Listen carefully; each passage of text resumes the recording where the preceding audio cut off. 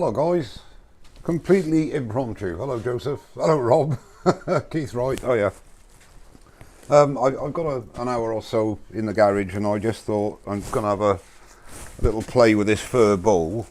Excuse me, I haven't got myself sorted out yet. So I just thought I'd just go on live and see if anybody's around. Most people are obviously going to be at work, I would think. But yeah, it's. I had a word with, for those of you. Hi Klondike. Hello there. I think what I'm, apart from doing, excuse me, I'm not ready. Anyway, I didn't think anybody'd be here, to be honest with you. Yeah, what I thought I'd do is just have you along for the ride. I don't know what I'm going to be doing. I had a word with Jem, my son, and the bowl is not good, obviously. I'll show you so you can see I've quite a bit of CA there, but it's quite solid. I mean, a lot of the, I haven't gone through every hairline crack because there are literally hundreds. So I had this idea of possibly, and you know me, I don't like colouring or touching ordinary wood, but I had this idea of getting this stone effect paint spray, which I saw Colin King has done a couple of pieces, and I thought, well, that would cover up all the imperfections because it's not a pretty piece of wood.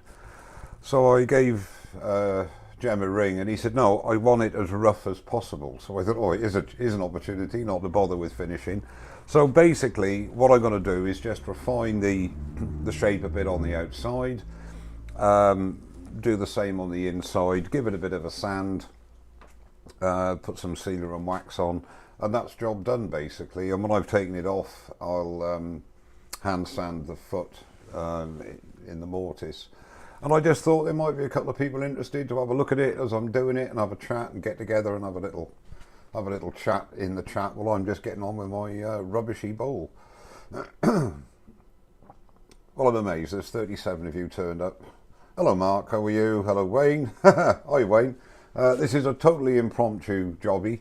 What I wanted to try out as well, because I say I've only done maybe one or two small end grain bowls, and as I say, I've cleared all the leaves up in the garden and we've done a lot of putting away for the winter now, so I had a couple of hours. I thought, oh, I'll have a look at this bowl now. So I put some CA on it, as I say, last night. What I wanted to do is try the sort of downhill cut, if you like, in other words going from the rim to the base, which is what I'm going to try on the outside here, and just see how it goes. You know, it is basically just a bit of a practice session, and I'm not like Wayne, I don't produce perfect pieces in a couple of hours, you know.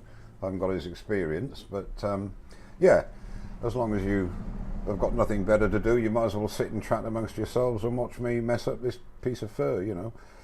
Let's have a quick hello to everybody that I've missed, which is most people actually. I've said hello to Keith and that, Chief. Yeah, Pat Calloway, hello to you. Klondike, hello. Ken W, Tim Saul, David Vaughan, Lexi, Maggie, hello Maggie, how are you? Michael, you never responded to me to send the Oriental wood piece to you. Oh, I'm sorry, I didn't get your message, Michael. Did you send it on Messenger?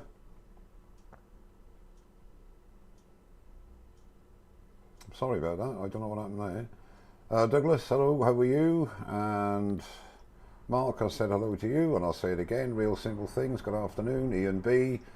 Leona, hello. And Midnight Joker, hello Mike, how are you? Matt Held, hello Matt. Patrick Hanley, Lee Moore, Ian B. And that's it, that's great. Okay, well thank you all for turning up. So basically, I'm going to have a bit of a vape. This is not on a time scale. I'm just having you join me in my workshop, basically, for an informal chat and a bit of turning, maybe.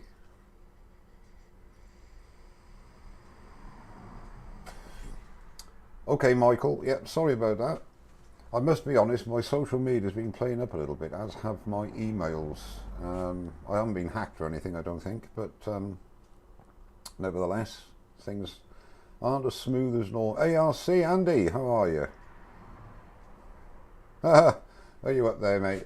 Are you up to you and all, Andy? I don't know about a midnight treat. A midnight treat? I don't know about an afternoon treat. My wife, I've got to tell you this, my wife is Zooming with a writing group, and twice I've had to go take everything off, go in the house, and she's lost the sound and she lost the picture. She's worse than me, techie wise.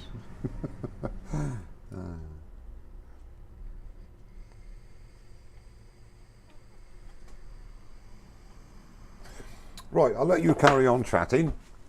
As much as I want to be involved in the chat, I'm not actually doing any turning. What I'm going to do is, it's still a little bit on the damp side, but what I'm going to do is just tidy up this shape here. And this is, you can see even here, look, the cracks that are appearing, they're everywhere.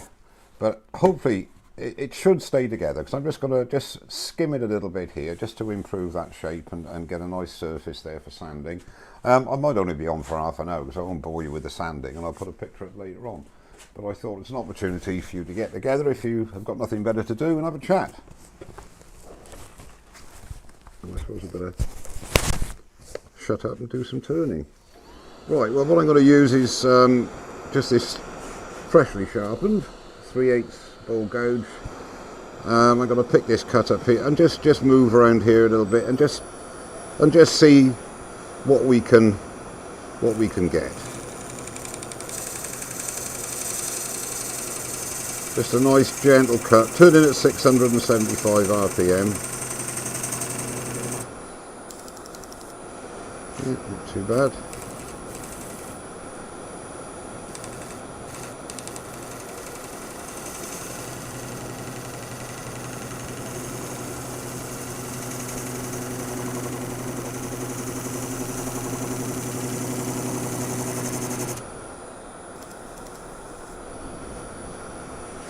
A bit of scraping.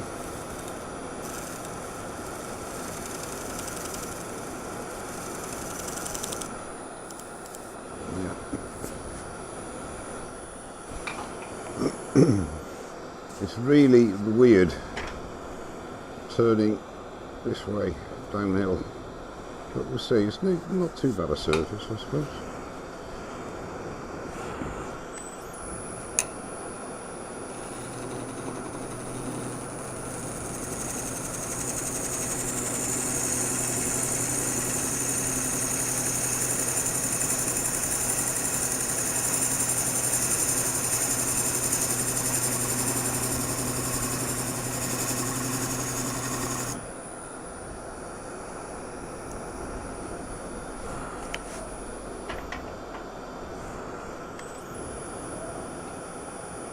Just doing a bit of a shear scrape there, just to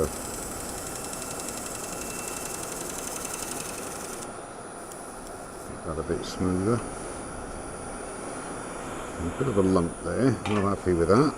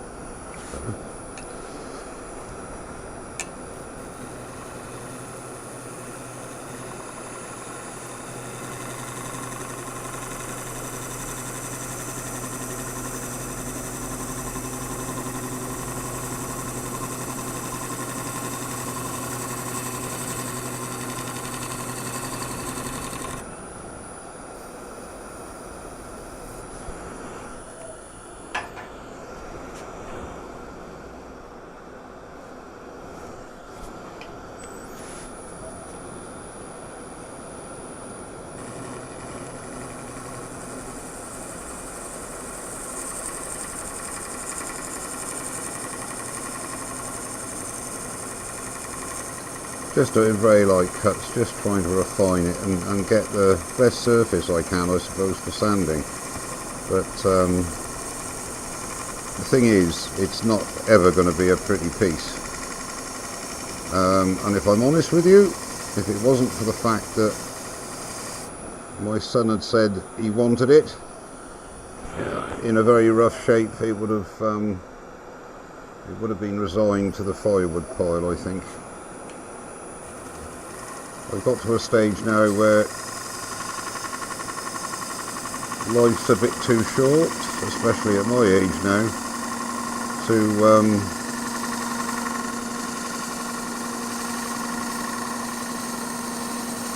spend time on a piece of wood that I'm not enjoying turning.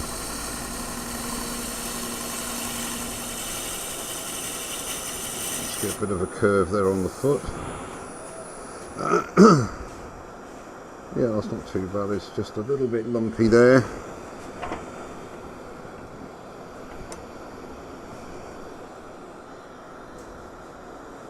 It's just there. Let's get a fresh edge.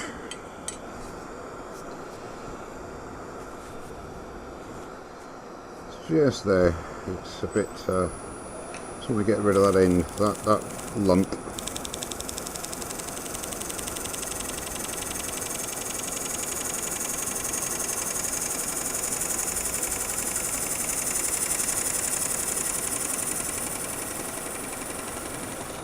Fade out.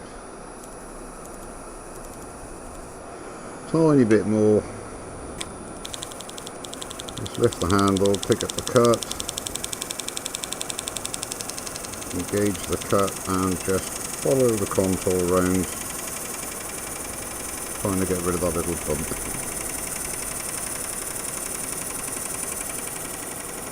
And fade the cut off. Yeah, that's pretty good. It's not too bad at all.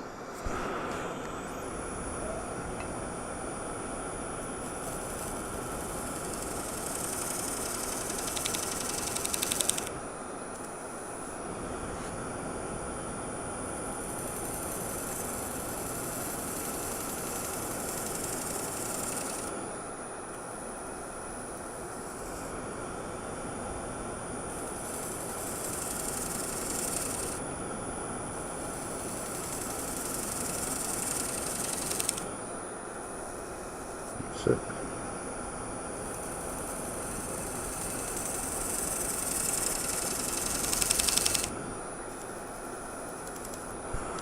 Yeah, I think that's okay for sanding. That'll be. Would you believe there's a tiny little lump down here? It's just. That would sand out alright, but let's try and get it out with a bit of shear scraping.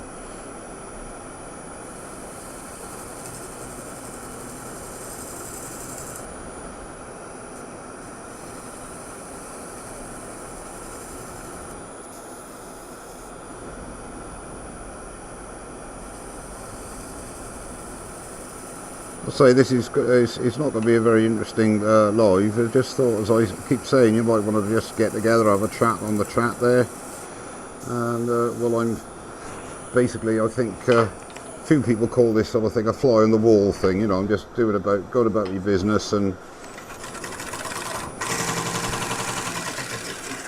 Oh yeah, what's happened there then?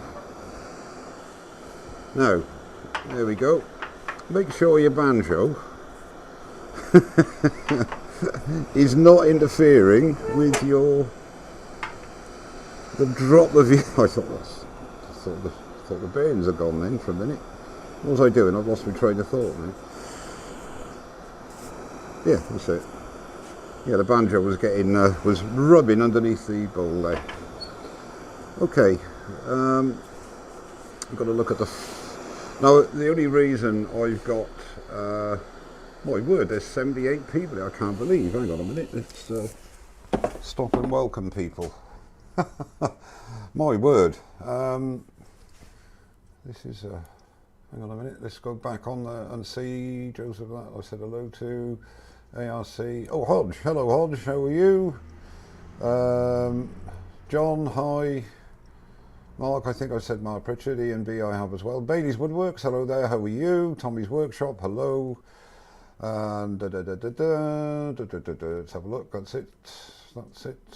Usual suspects. A lot of usual suspects anyway. Oh, Forking, how are you? I am honestly. I know this sounds as if I don't mean it. I do. I'm really overwhelmed by the number of people who just come and watch me do a load of rubbish, even when I'm doing a proper video. It's a load of rubbish, but I do enjoy your company, and I think a lot of you actually enjoy the chat more than the turning, which is fine. It's just sort of a bit of a get together, you know. Richard Old, how are you? Old. How are you, Richard? Nice to see you, mate. Nice to see you. Well, I'm back at work tomorrow. As I say, this is just an impromptu get together. I don't even know if I'll get it finished today. It's very strange. I really enjoy the live situation. I really do. And that's what I miss about demos. I was very fortunate to be asked by Jamie Page to do a slot on their makers thing that they do once a month, but I'm working on that Saturday, would you believe? But I'm going to try and get out of it, not get out of the turning, get out of the work, but I don't think I'll be able to. Kevin Howell, how are you? Nice to see you. Scott McDowell, good afternoon. Try Not Woodworks. Bobby Gannon, good afternoon to you, sir. Miss T, hello. I think that is horse chestnut, both of them. That's what I reckon, T. Steve Jeremiah, hello there. I thought you were at work, Steve. Roger, hello, Roger. Nice to see you. Thanks for coming in. Anybody that hasn't been on a live of mine before, don't expect anything today. It's one of my impromptu ones.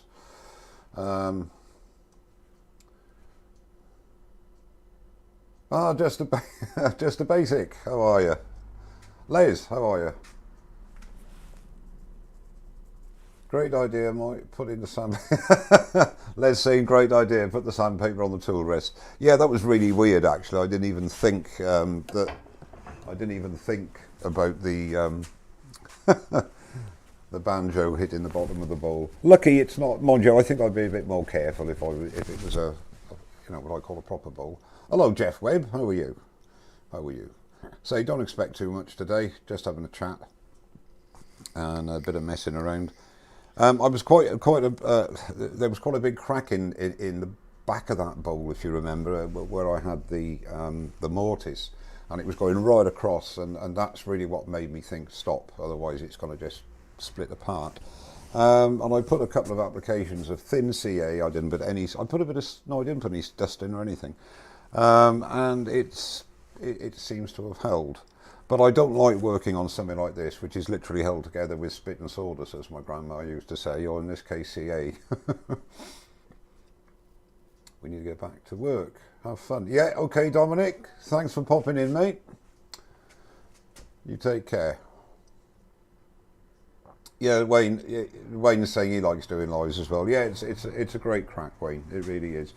But this is one of the reasons I'm shied away from the earworm thing, because if I want to do something like this, you've got to ring people up and or get in touch with people. Are they free? I just rather do this, and I do miss a bit. I appreciate somebody said to me or sent me a message saying that you do miss quite a bit of chat. Yes, I do. But on a normal live, I do rely heavily on the other turners with a bit more experience there. People like Wayne and people like I can't think now, who answer questions on my behalf because they've had that experience. Pete, Twisted Trees, etc. And there's a lot of experience that's on as well. So questions can be answered by other people apart from me. Hello, Neil Gould. How are you? Yeah, I think you're right, Hodge. I think if any good can ever come out of COVID, it's this live situation that an awful lot of us turners are doing now. It's brought the community together even more so, I think. So, out of the dark, there is a bit of brightness. Obviously, I think we'd all rather not have had the situation in the first place. But, yeah, I think... The big thing is that, I think I've been doing live since about April, I should think. And, the big problem with lives, if you like, is that if you're scheduling something, you've got, in my opinion, you've got to do it. I was having problems like Ed, if you like, with my internet connection, etc. and I like things to be as good as they possibly can. Not my turning, but the actual production, if you like. So there's a bit of investment involved, I think, and a learning curve, and it's quite a steep learning curve, especially for old codgers like me. Ah, hello, Solar Custom. Hi Mike, I'm from Indonesia, glad to see this. Welcome from Indonesia, thank you very much for turning up.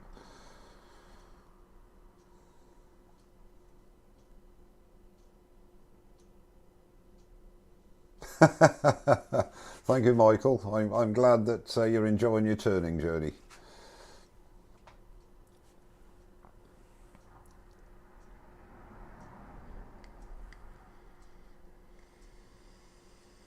Okay, I'll let you carry on chatting, and we'll have a look at this. What I've got here, for those of you who are a little newer to turning, this is just something I turn as a piece of oak. It's a disc I use for friction dries. I've only got it here for security, basically, and it screws onto a mini faceplate, which in turn screws onto the Axminster Live centre here. So my base, if you like, is basically where I want it. I've got a problem, as I explained to you, I think, with the fact that this hole that was drilled originally for this, because this was a base of a Christmas tree, an artificial Christmas tree. So I just want to bring the walls in a bit to even them up a bit here, because it's going to be a chunky bowl. And then basically the turning's done. I don't know how it's going to turn now with this situation, but we'll, as they say, find out. Now we're going to have to lengthen the quill, because I can't get my, again, somebody mentioned about the quill length. I don't like my quill out this long normally, but this is not doing anything other than just giving a bit of support to the piece, and I have to have a bit more distance, if you like, to allow me to move my let's have a look at that. Yeah, that should be okay. See, I'll have a problem, you see, getting around here, so I might actually have to take that away, but we'll see. If I can't get the swing, then we'll have to remove the tailstock and stand out of the line of fire. Okay, so that's too bright, isn't it? Yeah, much too. Is that all right? Actually, I'll tell you what we'll do. This is an old trick. I always put a bit of kitchen roll over the light, and I've got a rubber band up here just to secure it, and what it does, it throws a bit of extra light onto my work when I'm filming or I'm doing a video like so, but it doesn't wash out the picture. It's basically diffusing the light a bit. Now, when am I going to get there? That is going to be very, very tight. Very tight. Okay, let's work on the edge and get that as decent as we can.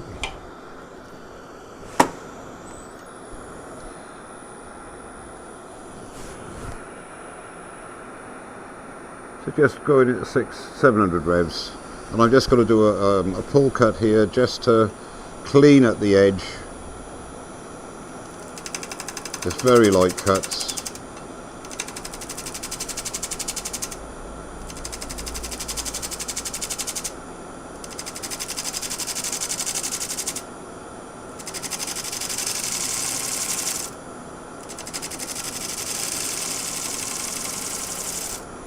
I can understand why production turners, I mean, if you're a production turner and you're turning for your living, then you are, if you like, at the beck and call of your customers. Your customer might want something that you don't like the design, but that's what they've asked for. You get paid for it, you do what they ask. Steve Jones, who's most of you know, who is a production turner here in the UK, has said on several occasions that there are things he does that he doesn't like. He doesn't like the design, or he doesn't like the wood that the customer has provided for him to do his turning, but it puts food on his table, and now to get rid of that rough edge there, I'll do a push cut, and that should have sorted that out. It's never going to be perfectly smooth because of all the cracks. And just a push cut, a nice easy push cut.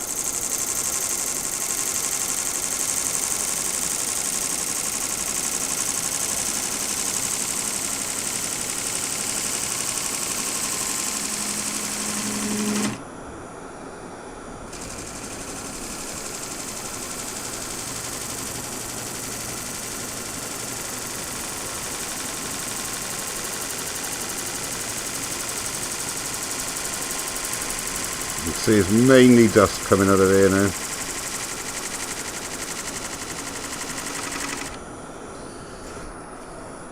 Very few shavings. That's as good as that's going to get once we do the sanding. Right, what I'm going to have to do now is give this a... I'm going to stay with this. I'll give this a bit of a sharpen. So, again, keep on talking amongst yourselves. Yeah, sorry, I digress. I was going on about production turners. Out of choice, I wouldn't be turning this now, to be honest with you. But it's somebody's asked for it. They want it in a certain way, which I particularly maybe wouldn't agree with. But you know, Gemma said he wants it rough and ready, so okay, I'm going to oblige. But it's something I wouldn't carry on with from my own choice.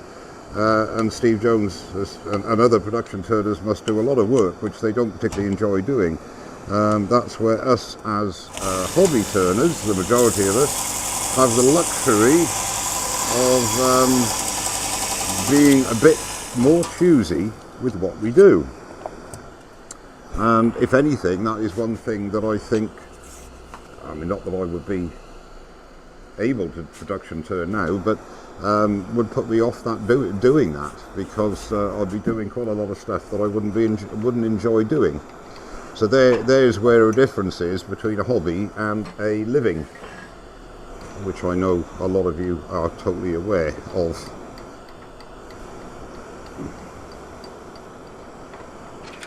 Take that off there for now. And okay. What I'm trying to do here is just get that a bit nicer shape. I'm just blending into there. I'm not going to be taking much off here now.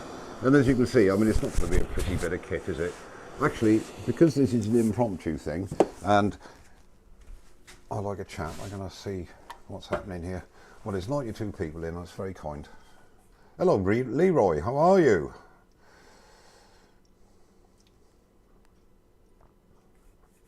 Twisted Art Lady, good evening, good afternoon to you. Brickhouse Craftworks, hello there, how are you?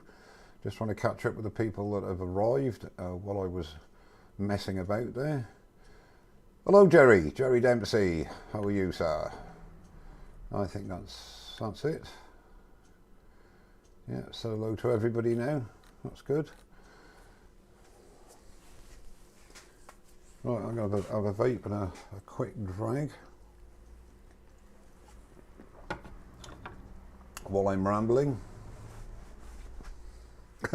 Rob, that's rubbish. Listen, let me tell you something, young Rob, CP, the wood turner. We're not in a race. We are not in a competition. It is a hobby. It doesn't matter how long it takes you, as long as you enjoy what you're doing. And that has always been my edict.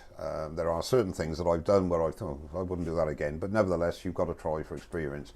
But nobody is timing you. If you did a terrific job on that finial, I don't know, you've done 4 or 5 lives. I don't think you've done any what I call pre-produced videos, edited videos.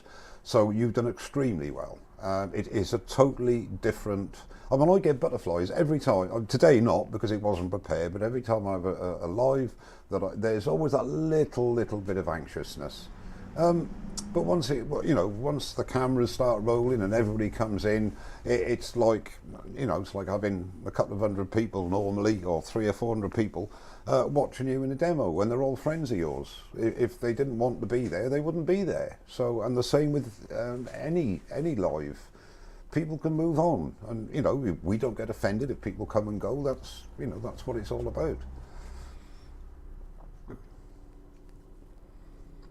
Gav, hello there. Good evening, Gav. Good evening. Hi, Lindsay. Or Lindsay, I should say.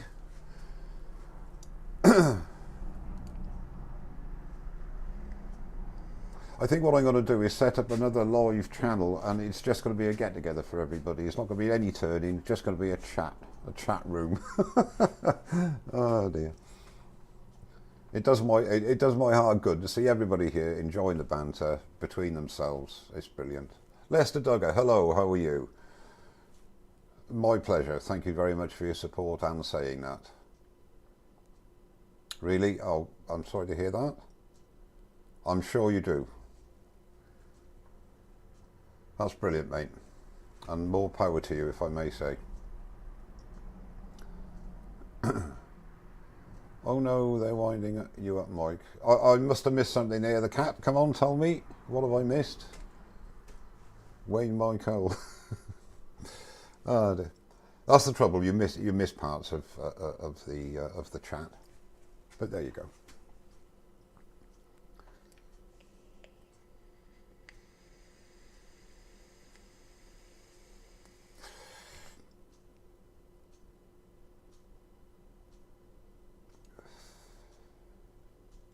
Mark Pritchard, question, do you use ceramic belts? No, yes I do, Mark, sorry. I was thinking a diamond came up in my head. Yes, I do. I use the ceramic belts on the Pro Edge. I am honestly thinking when, which is going to be quite a while, when I might go for a diamond, I don't know, but it's an awful lot of money for somebody that doesn't turn as many hours, so I think it would be a luxury, not a necessity for me. But yeah, they do. I mean, they last a lifetime basically.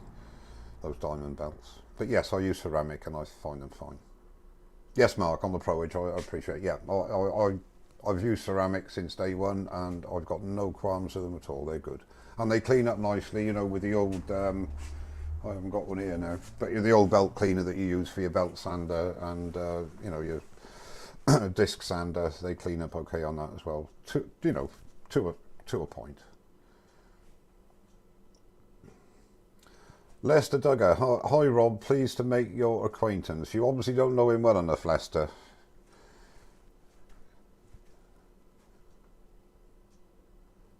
Are you talking to me there, just a basic? When did I start turning and on what lathe? Yes, I did. If it was me, I started turning back in 2011, and my first lathe was an Axminster, what was it called? It was 1000, WVS, W something 1000. That served me quite well very well actually, for a couple of years. And I've had I'm on my fourth lathe now, after 8 years.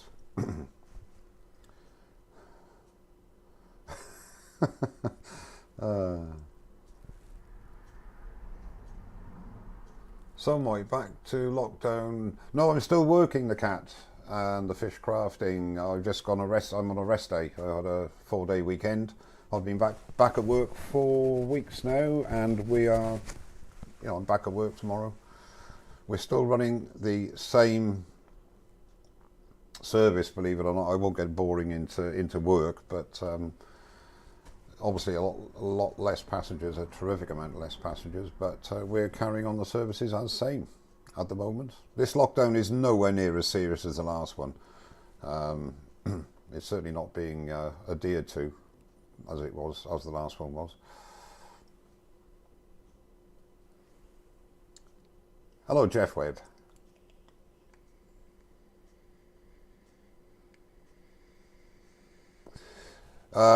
Yes, I've got the double-ended gouges, Jeff Webb.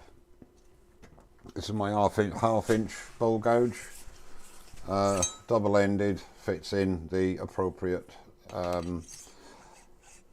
handle. This is a quick release handle. I use the quick release handles from Simon Hope for double-ended tools, and for single-ended tools I use the grub screws. I know for a fact that the Sorby, this handle, With the aid of an insert, that handle will, I think it will do a 3/8 bowl gouge and a 1/2 inch bowl gouge as well, if you've got one of these, or if you have something similar. Or you can actually make your own handle.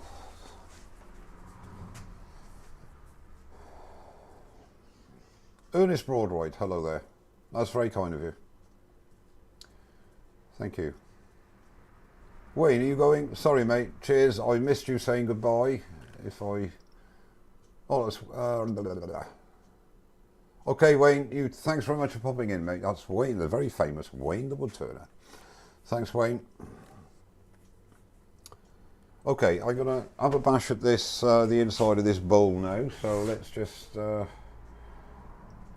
back to the tailstock.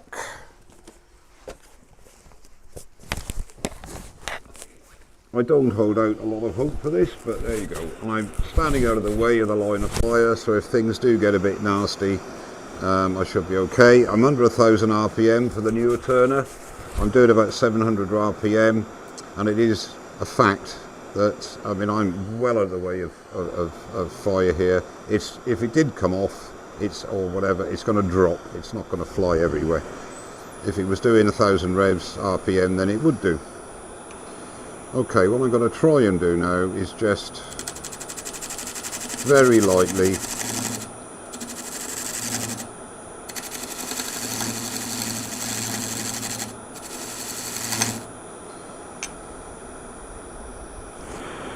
something not right here. I might put the tool rest up a little bit, I think. Okay, let's try again.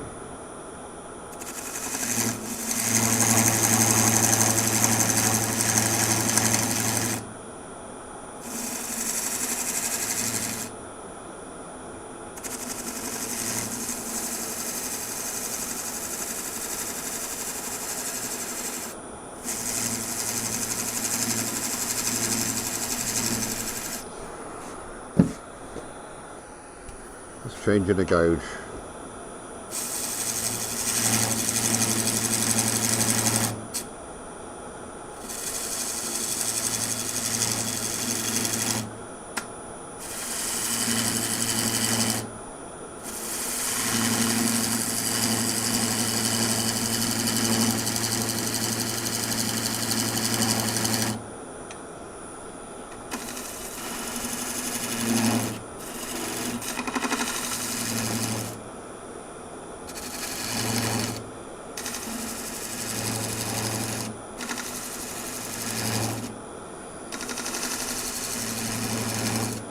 Well, I don't know what's going on here, to be honest with you.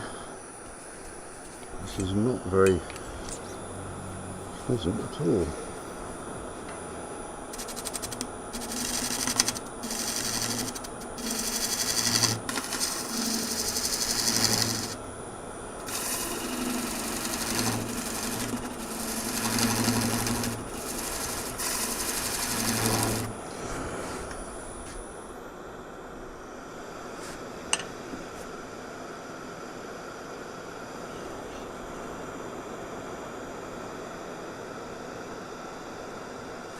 I'm intrigued now.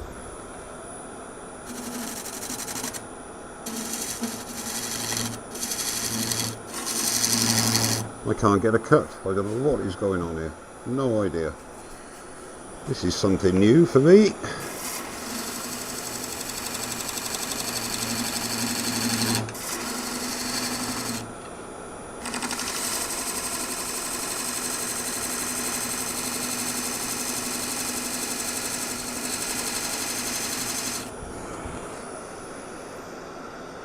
Yeah, it's getting there.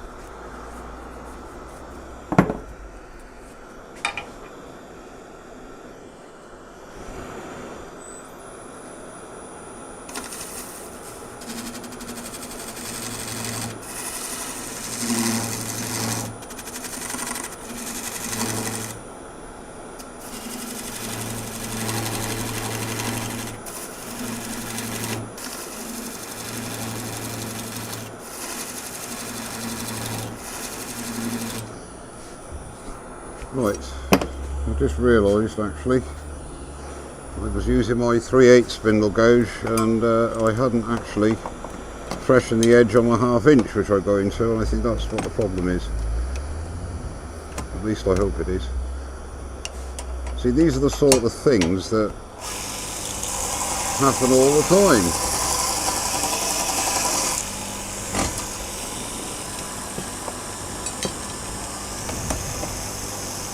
Because I was going to use the 3/8 to do the refining on the outside, I forgot that actually,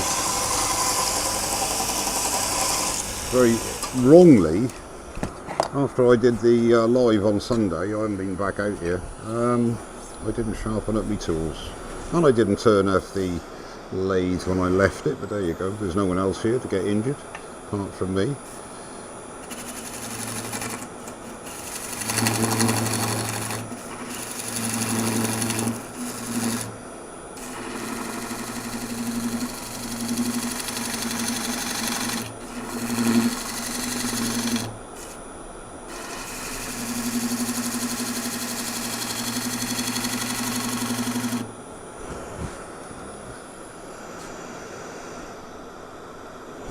Starting to get there a little bit.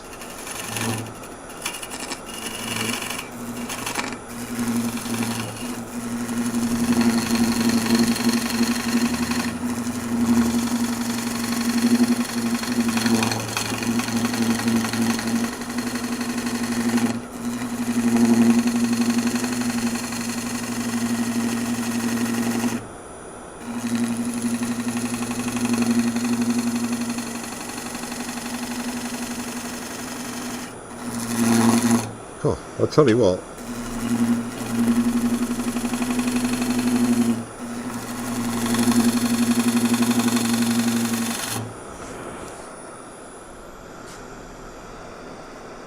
this is the worst, horriblest piece of turning wood I have ever turned.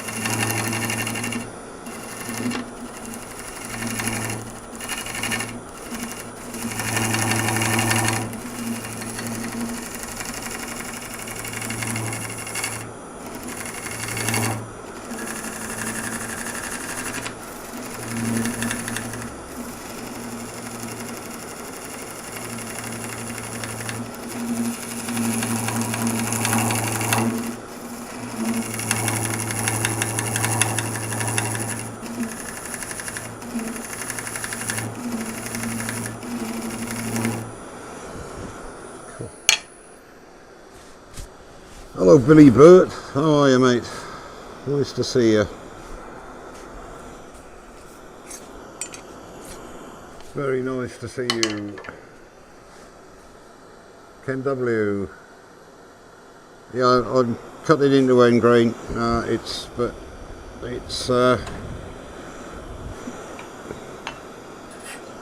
still not a very pleasant experience, I'll tell you that.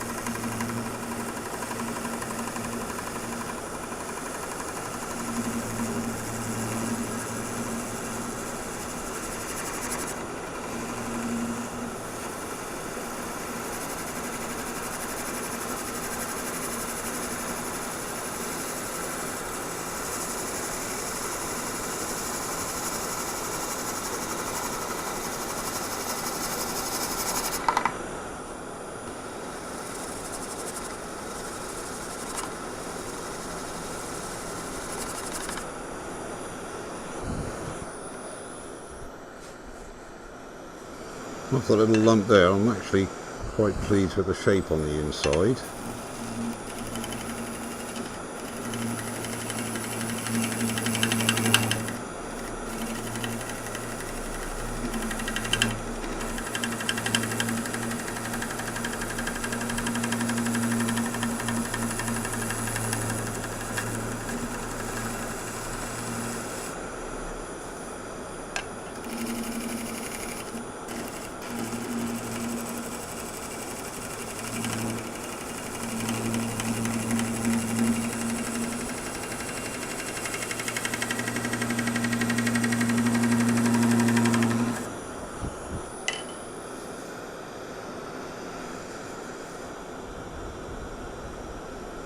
That's following that round actually, so it's a bit of a lump there.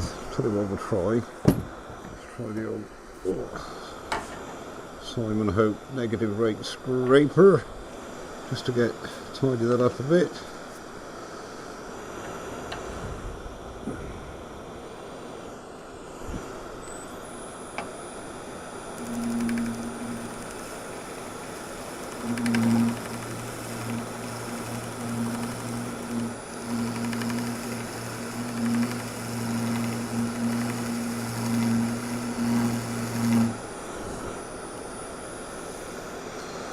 Can't even get nice angel hairs with this, and this is a lovely tool for cleaning stuff up.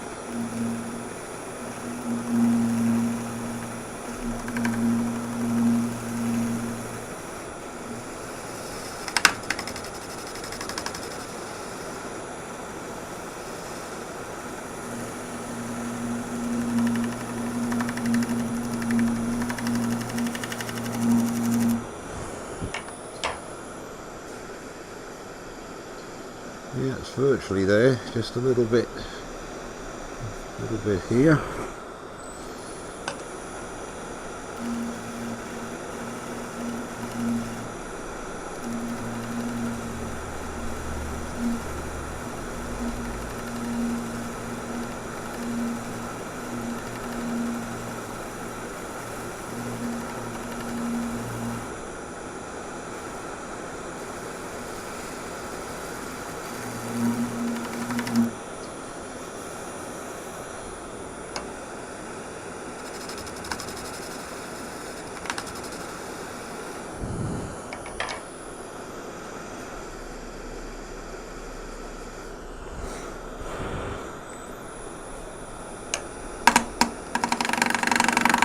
Don't worry, that's the CA.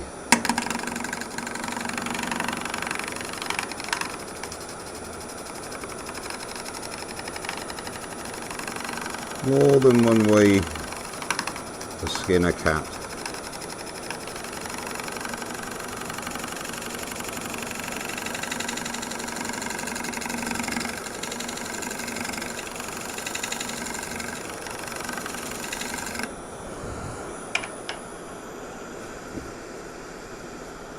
Just a little bit of bump there.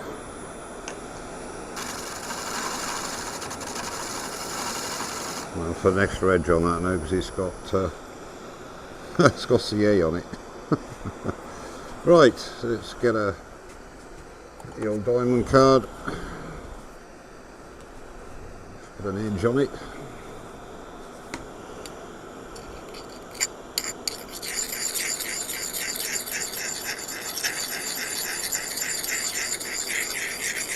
Just need to raise that burr a bit.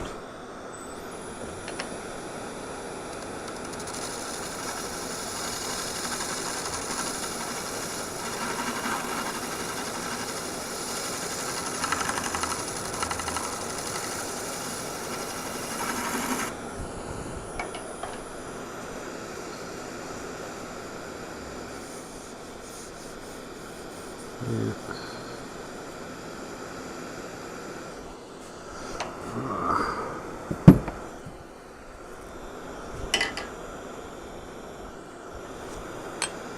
Oh, tell you what, hang on a minute, back in a minute, let's try the old 35-35, let's see how that goes.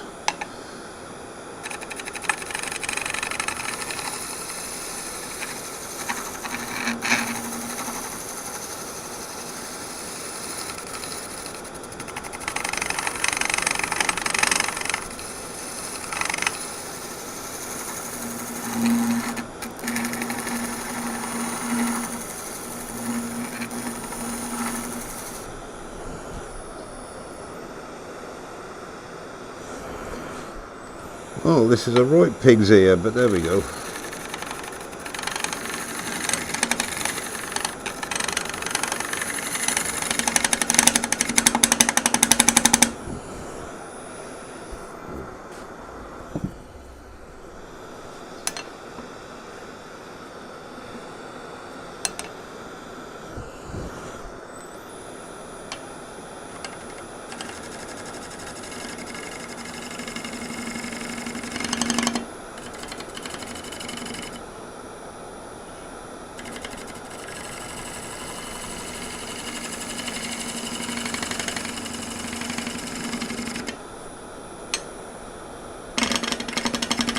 Cool. Right, we'll have one more go with the 3/8 bowl gouge, and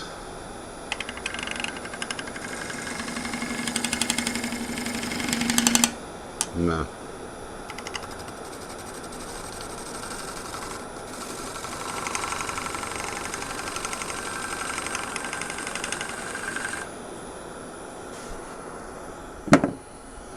Right, that's me, I got it. I shall sand that up and see how it comes out.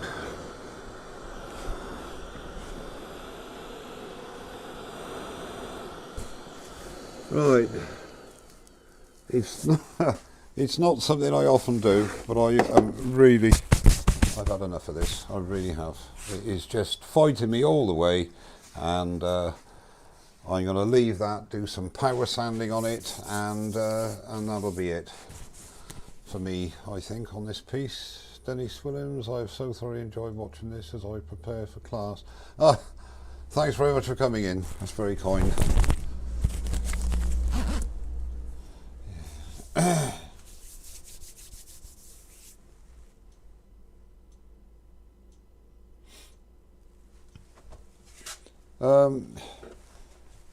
Brickhouse, yes. I think Glenn Lucas does a negative rake bowl scraper, but I don't think anybody does the similar to the negative rake, the heavy duty negative rake that he's got.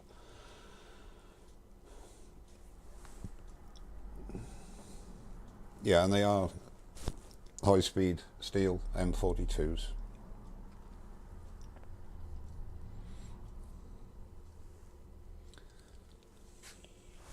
Let's just go back on the chat.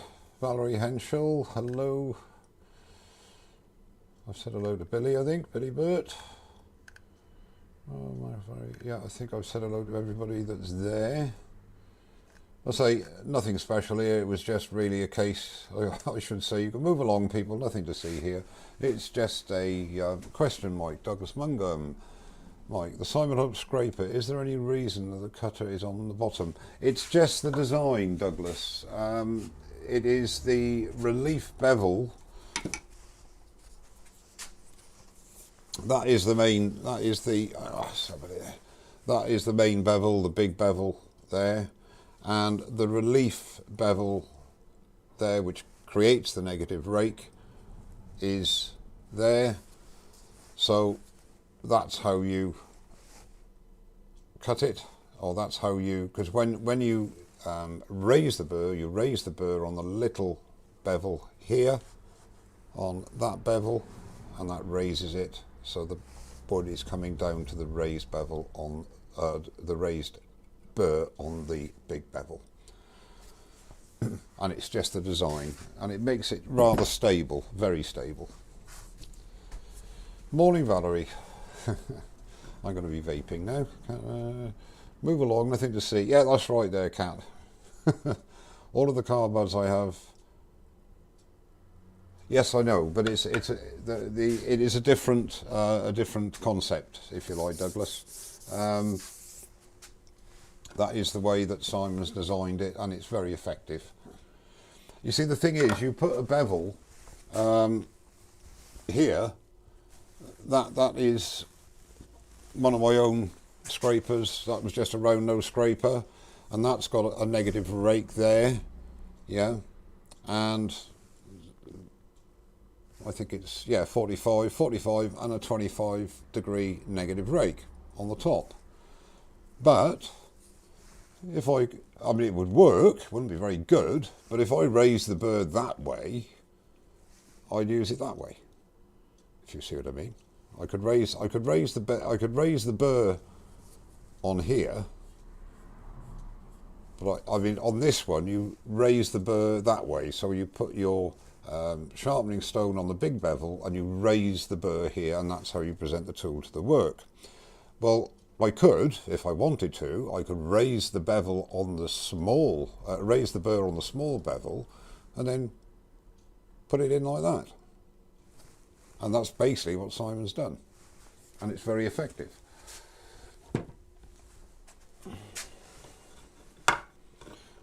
Negative short bevel on top, longer under.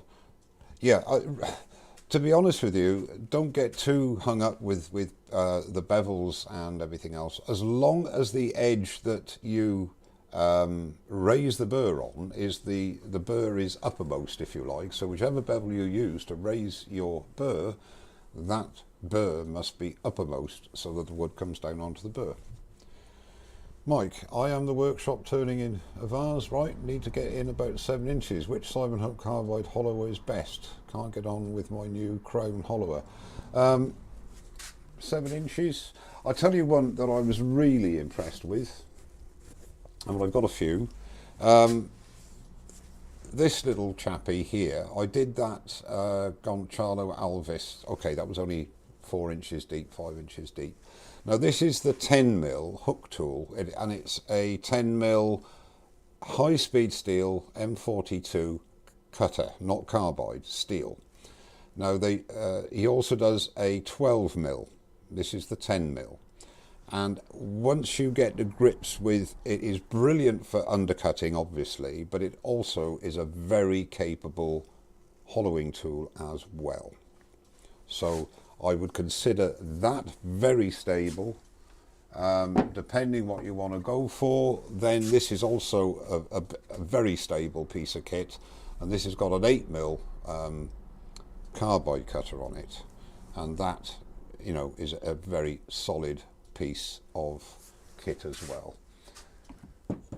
And you could then you've got that's a 6mm cutter, and it's amazing how much stuff that takes off, and that's the I think it's the Pro Carbide he calls this one, and that's a very substantial piece of bar as well. My advice is to give Simon a ring or send him an email, and he will advise you. But don't forget, if you're turning something 7 inches at the moment, but you want something that's going to be able to go a little bit deeper as well, because don't forget, it's the same with the lathe. You can turn small items on a big lathe, not big items on a small lathe, and the same with this. You can hollow small items with a larger hollowing tool, if you like, or a hollowing tool which is stable to do deeper hollowing, if you follow my meaning. Sharpening on the Pro Edge, which bevel do you sharpen last on a negative rake scraper? Right, okay, if we take this one, I mean, I don't sharpen very often on the Pro Edge. I will just raise the burr, which is what you would do on the Pro Edge as well, on the small bevel. So if it was the Pro Edge and I was going, because you don't want to go all the time to the sharpener, you don't need to. You can use a diamond card or a diamond hone to raise that edge. You can do that 4 or 5, maybe 6 times, and then you need just to replenish it on the Pro Edge or your discs, you know, on your wheels, whatever. But that is the bevel the small bevel is the one that you want on the belt or your wheel, or indeed your diamond card. So you would be raising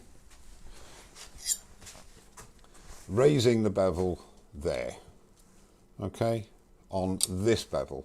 You're raising the burr there, so the burr is sticking up here effectively, because that's the way the tool presents to the wood.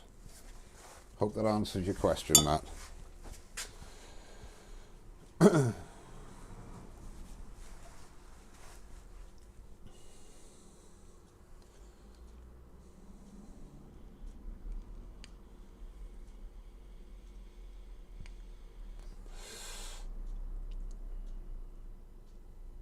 Yeah, that's very true, Valerie. The longer and deeper and more substantial your tool is, the more stable it's going to be, the deeper you get.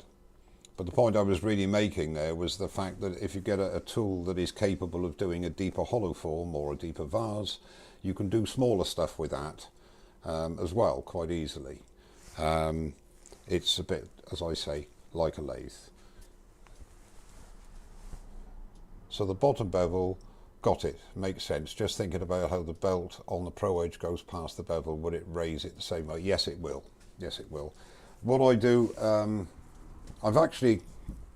not promoting my videos, but I did a video about the box scrapers, the 2 box scrapers that Simon's just introduced, and how to sharpen the cutters there, and it's the same principle basically.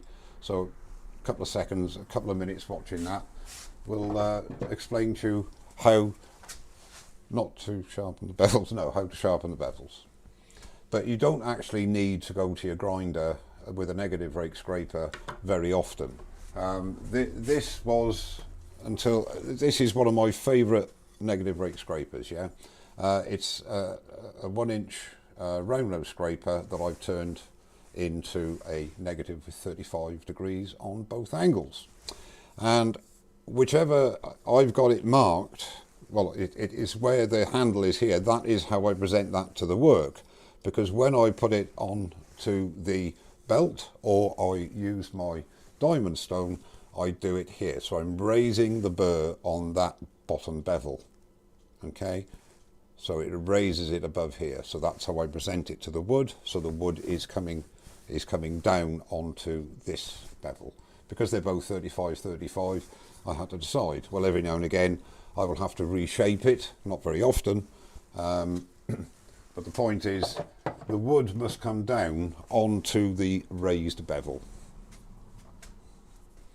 Question, Rob. Mike, what piece are you most proud of making, and do you still have it? Yes, this Fir Bowl, that's my favourite piece. Shall I be honest with you? And size doesn't matter, even what other people say about that. One of my, I think one of the things I'm most proud of, I did 20, I think it was 27 or 28 inch. It's in the house, in the fireplace, not to be burnt. It covers it up in the winter, in the summer when we're not using it. It is a massive spalted beech bowl. And that took me ages. I mean, I used, I think, 3/4 of a can of wood hardener, not sanding sealer, and because there was so much punkiness in it. But I finally got there. It took me a long time. It wasn't a project I went back to every single time I was in the workshop. But that, I think, is one of my best achievements from a personal point of view. I love it. I loved it.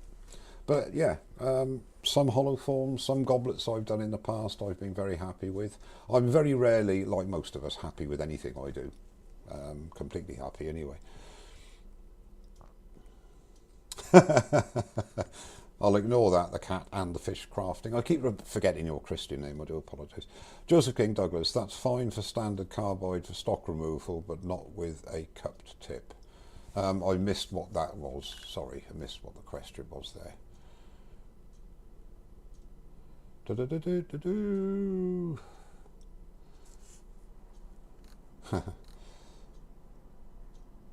Pro number 1 hollower has 8-inch reach, and the number 2 and 3 has 6-inch reach. Okay, that's the problem with missing out on what. That's my pleasure, Matt. I'm going back a bit now.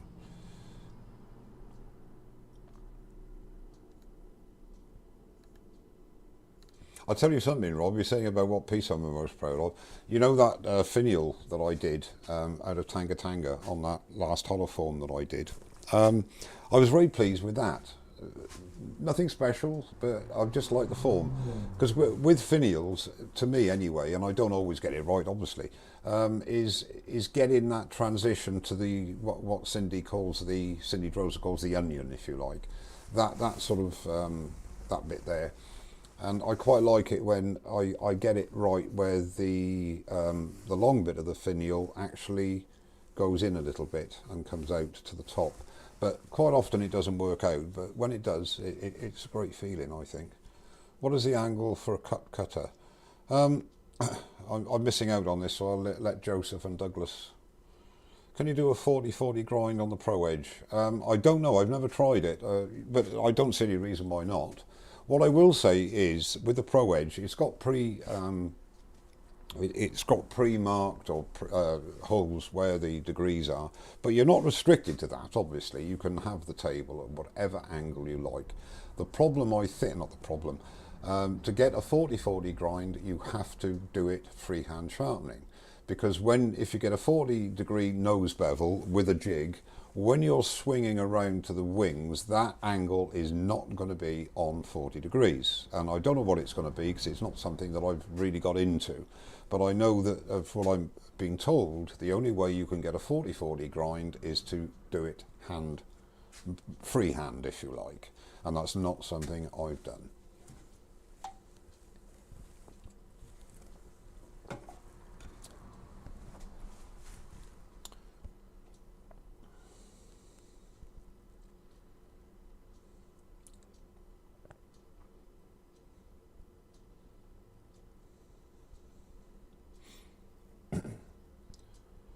Hi Mike, have I broken it yet? Hello Colin. No, I haven't broken it, mate, but I've, as far as, I'm not going to finish it today. Hi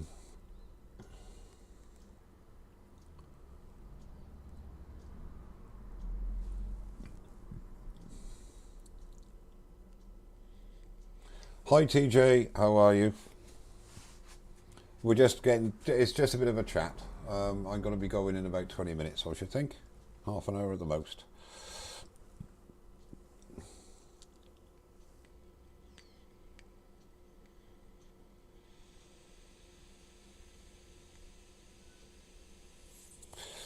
I'll tell you what, Hodgepodge, it is a great benefit if you can freehand sharpen, not something that I've spent the time to learn. Because then you can virtually put any grind you like onto your tool. But this is why I like the Pro Edge over the one-way and CBN wheels that I had, is that once you get, I've got everything to the machine and to what I like, and it's just so repeatable, you know.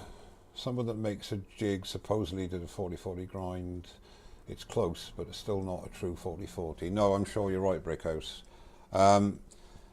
I've seen, as I'm sure a lot of you have, Stuart Batty sort of demonstrating his 40-40 grind in a 2-hour video. He was doing a demo for an American wood turning club. It's fascinating, and yeah, I mean, I try what he calls the rowing boat, you know, where you bring your tool around when you're coming, you know, doing your hollowing your bowl or doing the outside of the bowl, and you know, it is incredible, but it takes a lot of practice. And when you haven't got a true 40-40 grind, or like my grind is 55 degrees, the wing won't be 55 degrees. You have to continually alter your tool presentation to the wood to maintain the cut, which with a 40-40 you don't. Once you get the right plane, you get the sweet spot, you can sweep around, providing you stay on that same plane. That's right, Maryland wood turners. Yeah, I've watched that 4 or 5 times.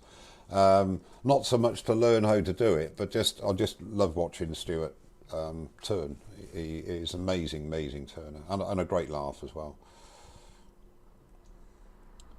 Okay, Ken W, thank you from the States, and you take care. Brian Deacon, hello. My understanding is the reason you are unable to achieve 40-40 grind on a jig is on a jig you're only able to sharpen in 2 planes, correct? And when freehand, as you rotate the gouge, you create the 3 planes. Very well explained, Brian, and that is spot on. Spot on.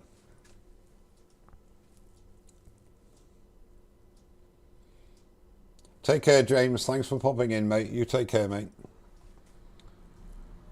Hello, Florida. How are you? Thank you. Me too.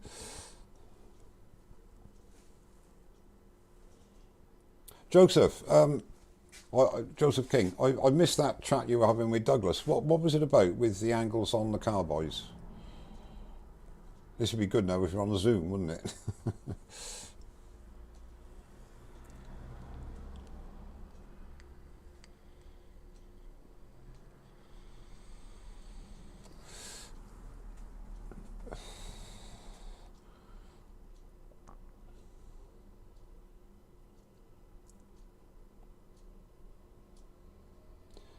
I'm staying very quiet now.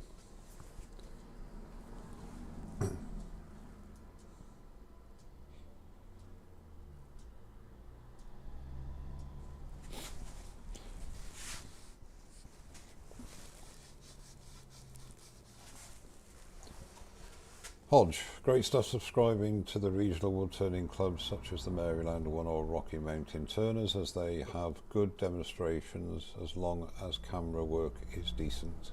Yeah, they do. I've seen some excellent demos there.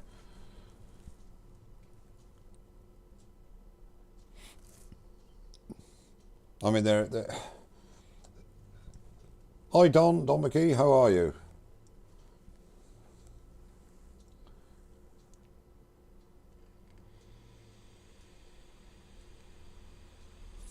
Yeah, I thought that was right, Valerie. Rob, I don't think they are not friends. It's a bit like Mike Mahoney. Stuart is great friends with Mike Mahoney, but there's terrific rivalry, how quick they can turn bowls, etc., etc. And they're always taking the mickey out of each other, but I think they're pretty good friends. Stuart Batty likes Ashley Harwood, though, Rob. Yeah, you might be right there. Hello, Raphael. How are you? Do you have any tips for drying wood in a warm country like mine? Well, basically, if it's in log form, Raphael, my suggestion would be to seal the ends with either proprietary end sealer or latex paint. I use PVA glue to slow the drying process down, or to make it as even as possible, because your moisture is going to escape through the cut ends of the log. Keep your logs as long as possible as well before you want to use them, because that will reduce the splitting less into the log. And if you are cutting bowl blanks, the same thing. I mean, you can either turn it wet, which is what I tend to do, rough turn it, leave, depending on the size of the bowl, approximately an inch width on the walls, even as you can all the way down the bowl, and then put it in a brown paper bag with the shavings from the turning. Check it every couple of weeks to make sure it's not going mouldy, because the biggest problem with cracking is, the reason wood cracks is it dries too quickly and the moisture is trying to escape, and it'll find the easiest route, which is normally via the pith and through the end grain, which is the end of the log. So if you seal it, you reduce the cracking substantially. That's my advice. Yeah. Brian Deacon, if you actually has bow turning video on Wood Whisperer, she effectively mirrors Stuart's 5-day course, and she provides very good visual demonstration of the 40-40 grind. Yeah. Okay. Florida Beard, my boxes are changing in Florida. Humidity, box lids go from tight to loose and back again. Yep, inside with AC, going to bed, it's good. Woke up too tight. What can I do? To be honest with you, wood is a living, even though it's cut from the tree, it's in a constant state of flux. It doesn't matter if you buy what we call over here in the UK, kiln dried wood. When it gets moisture in the atmosphere, it will absorb a certain amount of moisture. So it's down to humidity, it's down to a lot of different things. But wood will take on and lose moisture on a regular basis. If there are drastic changes in temperature and humidity, it's a very difficult situation. And boxes suffer the worst of all because of tight fitting lids. Even if you've got a loose fitting lid, it can go very, very slightly. It can shrink, and it's all of a sudden it becomes a tight fitting lid, you know.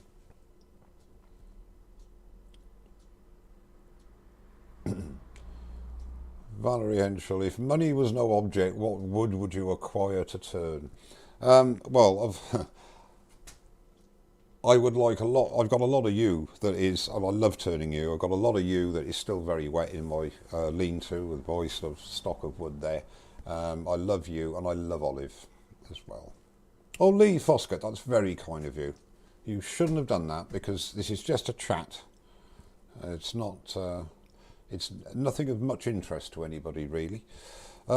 Miss T's Woodworking, there's something in the new issue of Wood Turning magazine by Ron Brown, who now does a jig for 40-40 grind. All right, T. Okay, there we are. There's some information for you. For you guys and gals that are hooked on getting this 40/40 grind, there's something in the issue of Wood Turning magazine by Ron Brown, who now apparently does a jig for the 40/40 grind. And before you ask, no, I shan't be looking at it, because I'm happy with the grinds I've got. Raphael, I think the key is ensuring it's consistent. Yeah, that's correct. Yeah, that's very true. I did actually say that, Hodge, but yes, the wall thickness must be the same. I mean, okay, it's okay within 1% or 2, or, you know, 1 millimetre or 2, but get them as even as you can, and then the drying process will be as even as it can.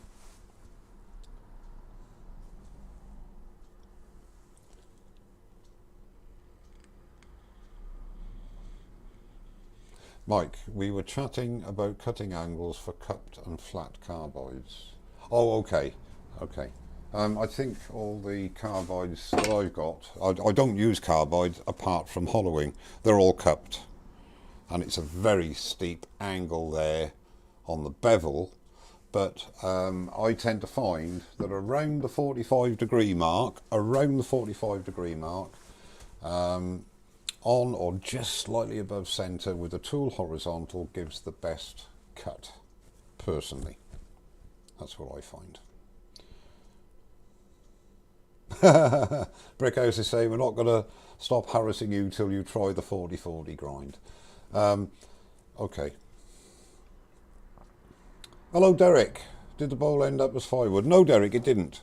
It's actually, yeah, okay. It's still there. It's still there. The back is the back of it is quite a nice shape now. I've just done a bit of refining there.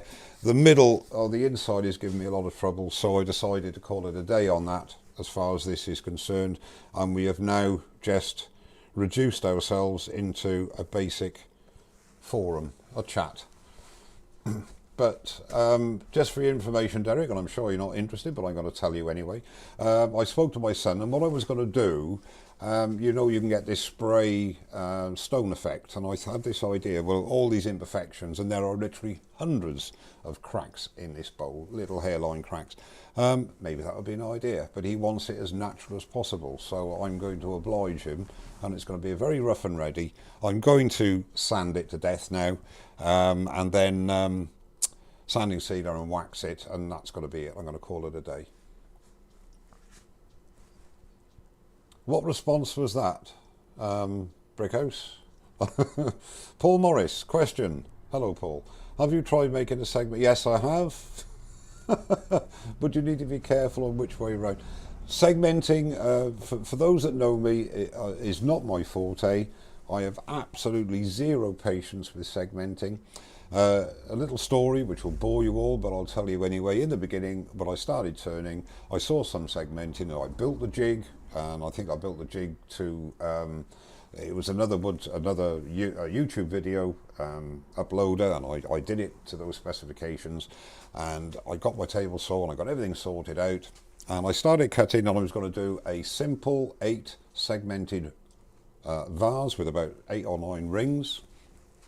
And I got the app on my phone, I got all the measurements, and I started cutting. I did 1 ring. And as I'm cutting, I'm thinking, do you know, I'm not enjoying this, I'm getting bored. So I've never done, apart from 1 ring on a segment, that's the only thing I've done. And I have no intention of doing any more. But I always say I have the utmost admiration for the people that do segmenting work, because some of it is stunning, but I haven't got the patience for it. I didn't know I was on either, Adrian, until I decided to just see if anybody was about while I'm fiddling around in the workshop.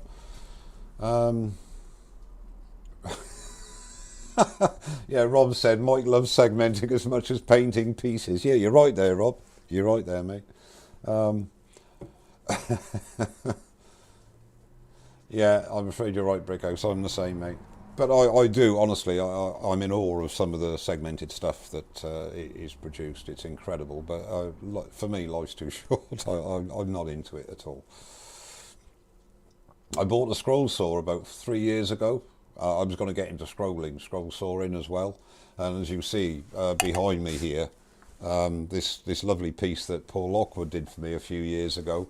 And I thought, yeah, I'm going to have a go at scroll sawing. So I got a very entry-level scroll saw for Maxminster, and I sat out here. I didn't turn the lathe on. I was scrolling away, and then all of a sudden I thought, you know what? I'm not enjoying this at all. So I put it on eBay. I lost about 30 quid, I think. I had it for about 3 weeks. So it was a relatively cheap way of finding out whether I liked it or not. And it's something else that I really just haven't got the patience for. Pyrography is another thing. I mean, I do a little bit of pyrography occasionally, but it's not something I can really get into. If you guys went to see some wire segmenting in a different variety, Google Jerry Bennett. Okay.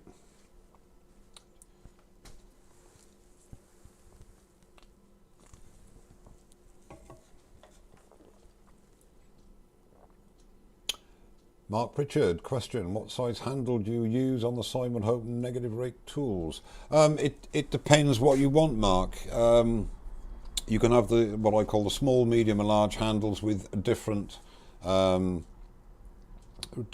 holes for different tools. It depends what you want. Again, my advice would be, and I'm not passing the buck, give Simon a ring, send him an email, and he will make some suggestions for you. I mean, this here, I've only got a medium handle on it, but it suits me for what I want. You know, it depends what you're going to use it for and how much leverage you want and how deep you're going to go.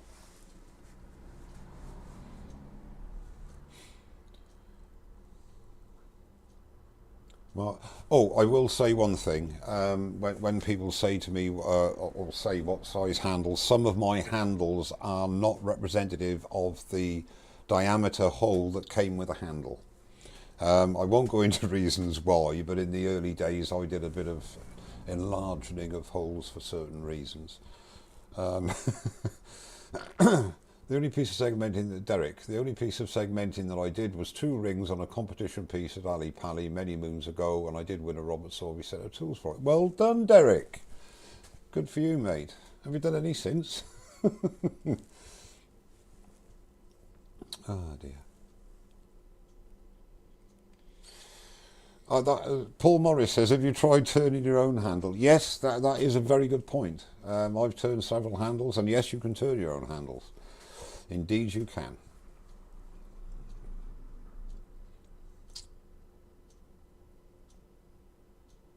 Question mark, do you mark your turning at all? Yes, I do. I use a branding iron that was very kindly made for me by a subscriber of mine whose name now completely escapes me, and I use that on pieces. I must be honest, I only mark pieces if I sell them, and not just blowing my own trumpet. I've got a few pieces in an art gallery and have done for the last month or so. Obviously all those pieces are as good as I could possibly finish them, and they do have my brand on the bottom, but I quite often don't mark everything I do because I'm not always happy with everything I do. Question, could you do a goblet with an inside out stem? Yes, Mike, yes, you can. I actually did one, not on video, but I have actually done one. Also, what I did enjoy, when I say I've never done segmenting, I did a staved goblet many moons ago. I mean, I got all the wood, bought all the bits, exotic woods and that, and yeah, I enjoy doing that. But yes, you can do an inside out stem. And off-centre is quite fun as well, but I'm not a great fan of off-centre turning, not the actual turning, the actual look of the end product, but there you go. Question, Mike, will you ever shock us and colour a piece live? Steve Jeremiah, very unlikely.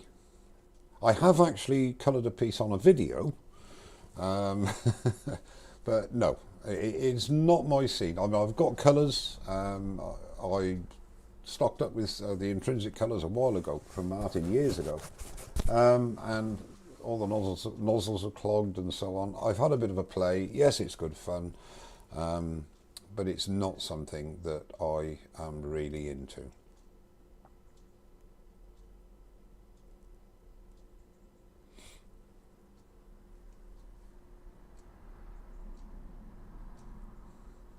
Billy Burt, I do, Mark, but the average person who doesn't turn will usually not. All right, I missed that. Okay, Douglas Mungham, DLW, I used to go to the Ali Pally. Mark Pritchard, thank you. Four Kings will phone in Oliver tomorrow. What I will say to everybody who has any questions about Simon's tools, yes, I'm obviously more than happy to answer anything from a personal point of view, but honestly, Simon is so approachable. You can ring him, you can email him, he's not on social media, but and he is really, really generous with the time he gives you, and he will give you an honest opinion. And this is a guy that's been turning for many, many more years than I have. Beza, what about?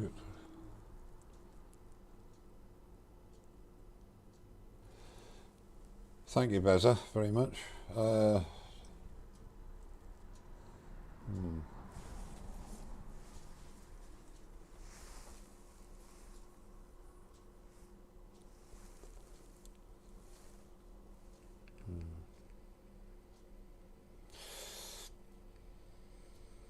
Yeah, the quick release, the quick release handles are brilliant for what I think double-ended tools. But having said that, if you have a quick release handle that will accommodate 3 or 4 tools, you only need one handle, and you can very quickly put a different tool into that handle. There is a great advantage there as well. Raphael, another question, that's okay, about drying wood. It makes a piece. If I make a piece in wet wood and wrap it in cloth, do you think it would dry without cracking? I've never wrapped it in cloth.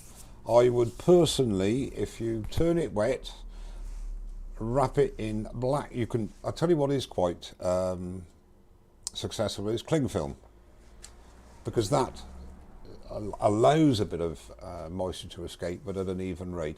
But my preferred way, as I say, is to put the wet turned bowl into shavings in a brown bag, and just move the shavings around, change them out every couple of 3 weeks, and that I found very successful. Hello, Mike. Hello, Frederick. How are you? Thank you. I'll be going shortly, actually. Do you use a crush grind tool when making salt and pepper mills? Further, do you recommend a particular brand of force and a bit to drill the holes? Brian Deacon, I hold my hands up. I have never made a pepper mill. So I am not the right person to ask on that.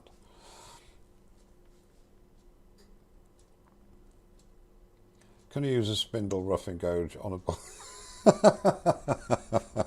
Yeah, you can if you like, Ben. Yeah, you can do what you like, mate. You could use a blunt axe on a bowl if you want to.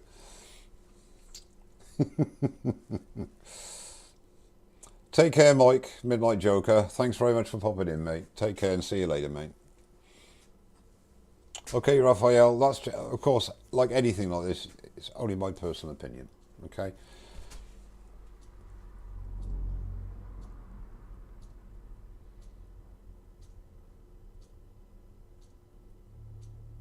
That's okay, Mark.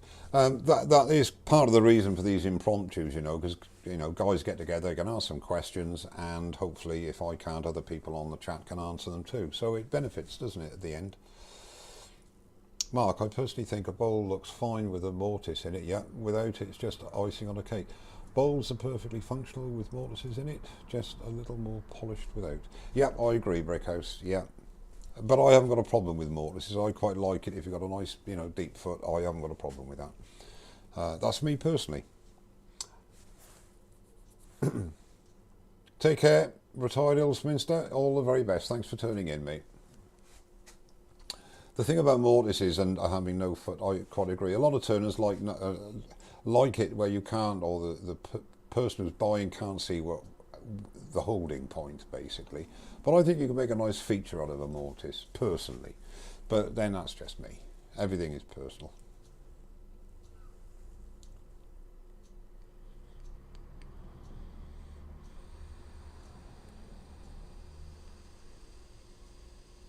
All the best, Wood Dude. You take care. Thanks for popping in, mate. Question, Rob. Yes. I'm going to copy Mark and ask you to choose what I turn on my next live. Oh, Rob. Don't know, mate.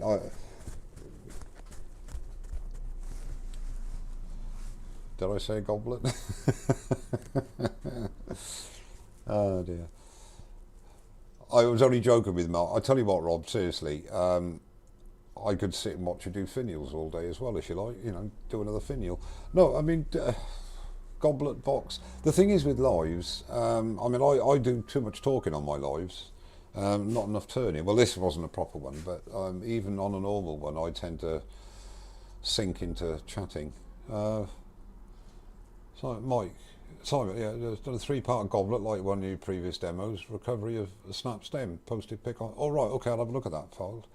Yeah, the three-piece goblets are great. I know everyone takes the mick out of me for snapping goblets. Yeah, sure. I mean, I've turned a lot more goblets than a lot of other people, so I'm going to snap a lot more, I think. But, you know, at the end of the day, the three-piece goblets are brilliant. And I got that idea years ago but never did it, and then Helen Bailey rekindled my enthusiasm to have a go at it, and it's great for, you know, bits of old bits of wood you got as well, not just a broken goblet. Derek, Raphael, yeah, the second is to rough it out and seal the outside and place in a bag of shave. Yeah, I quite agree.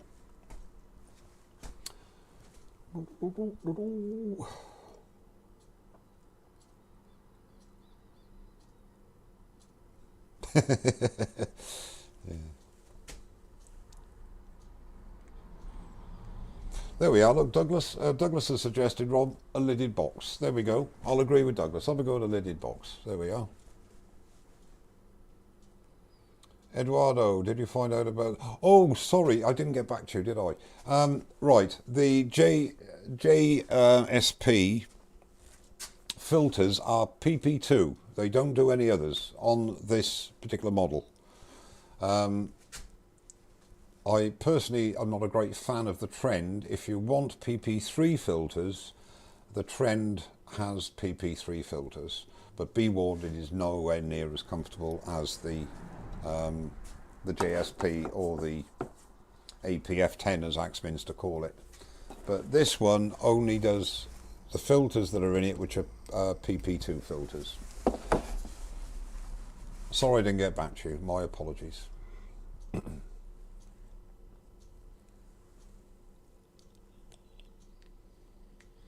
Okay, T, thanks for popping in. Take care.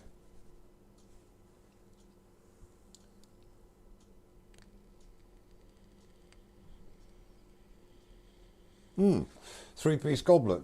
Brilliant. Yeah, okay. That's good. Right, so I'll make an announcement now. Rob CP Woodturner on his next live, and you will be notified if you subscribe to his channel, will be doing a three-piece goblet. There we go. Oh, brilliant, Mark. Excellent. Great news. Yeah, you're laid in stock, ordering it in the morning. Well done, mate.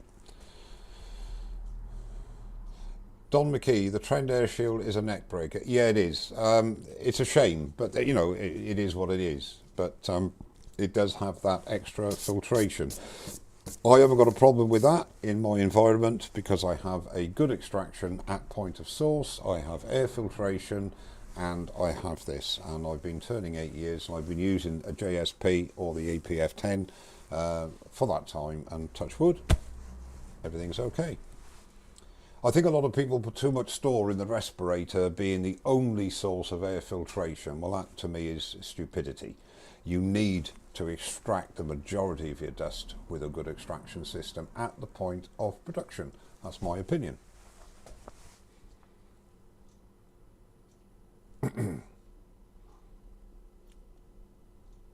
When are you doing a turn of 1 meter tremblum? Do you know what, Derek? I've seen a few videos on them, how they pronounce them, tremblers or whatever.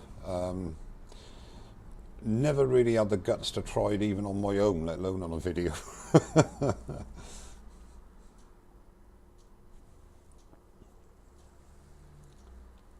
Take care, Kat. Thanks for popping in.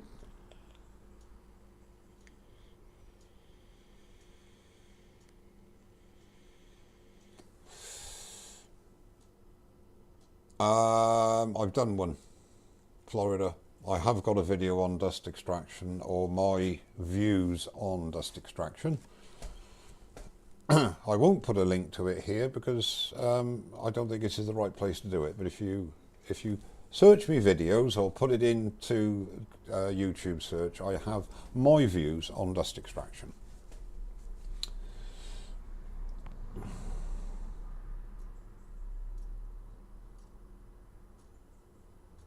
Yeah, well, no. Yeah, that's not ideal, Florida, but it's better than nothing. Better than nothing. Right, guys, I think I've taken up too much of your time. Yeah, one thing, Rob does use some prime swear words during his lives, which is great for some of us. It doesn't bother me, but it might bother a few people. But I'm not here to judge.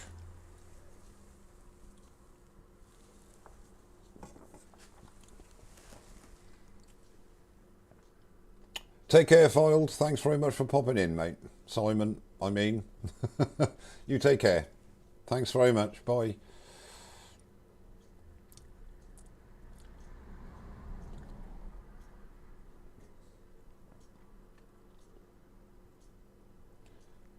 Cheers, Eva.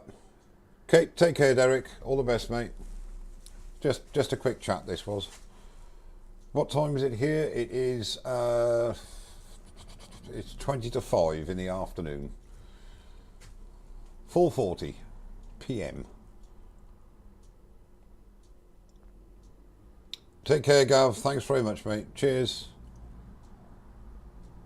No, it didn't. No, it didn't, Steve. I'm just here for a quick chat, mate. And I was just doing a few cuts on it, and I just thought I'd go live. And was blown away by the number of people come in. We've had a good chat. Some good questions asked and answered, not just by me. Make sure you're not eating and drinking during Rob's lives, otherwise things may come out. Yeah, you're right there, Rog.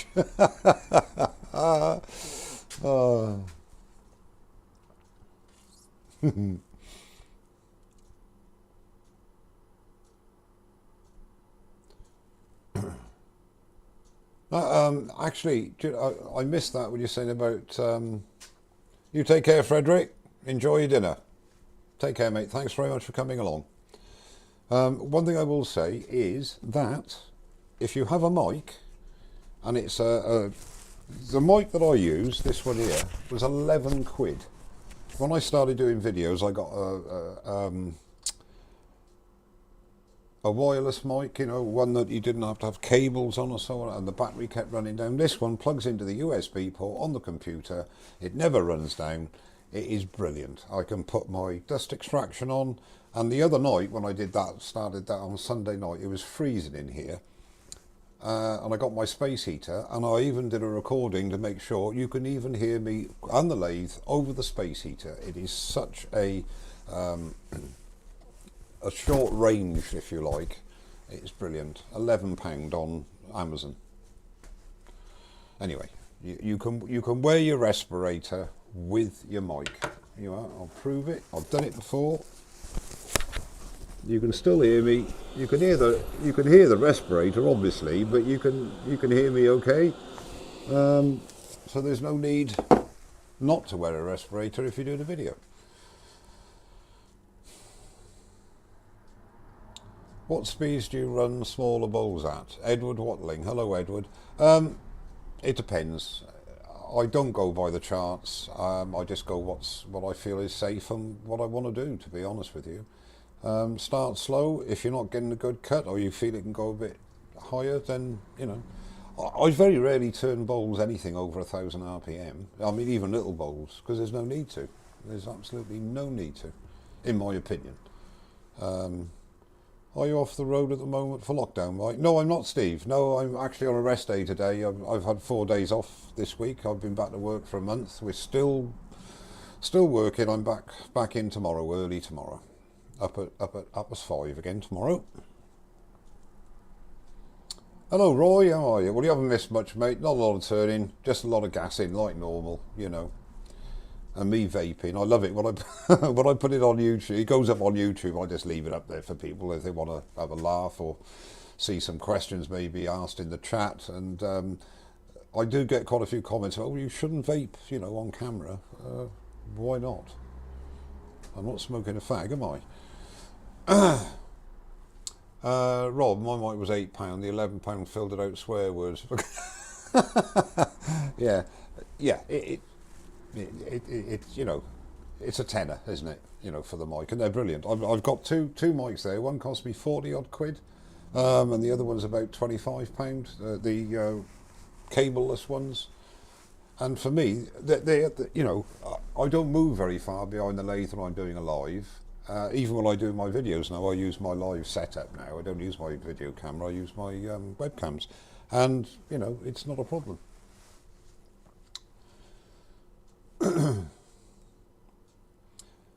I miss those words. I'm up at. Yeah, I bet you do. Yeah, Steve Templeboy Turnings is saying he misses those words I'm up at. Where when we were organising the first UKIS, four of us, well, three of us, four of us. We had meetings till, you know, 1 o'clock in the morning, and I said, I can't go on any longer. I've got to be up at 4 o'clock, and it became a bit of a thing. That and breaking goblets is my signature. I think I've got to be up early tomorrow, and I've broken another goblet. If we mended any of that, Mike, we'd leave, and we still here. If you minded, sorry. Yes, okay, Breakhouse, point taken. Dave Oti, hello Dave. You vape on camera if you want. If someone does not like it, then tough. Yeah, quite agree, Dave. Quite agree. I don't often do it, but this is a chat. This is an informal chat.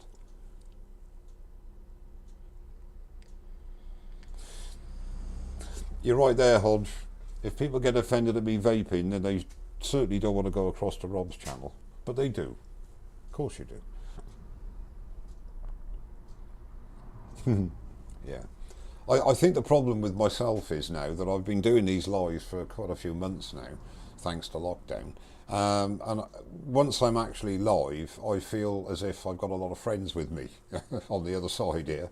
And I tend to, you know, let my guard down a little bit. The only thing I am pleased with, I do swear like a trooper normally, is that I don't think I've sworn on camera. I mean, I have when I've done a lot. The number of editing bits of bleeping that I'd have to do and cut bits out is different, but on live I do tend to watch myself a little bit. Have you done a video on building shop infrastructure like chisel stand and chuck holder? Not specifically, no, I haven't, Paul. But I can, if you've got any questions, I can answer them now for you quickly before we go. The Golden Goblet Award, yes, I do. It's in the lean-to, actually, Steve, somewhere. But I've still got it.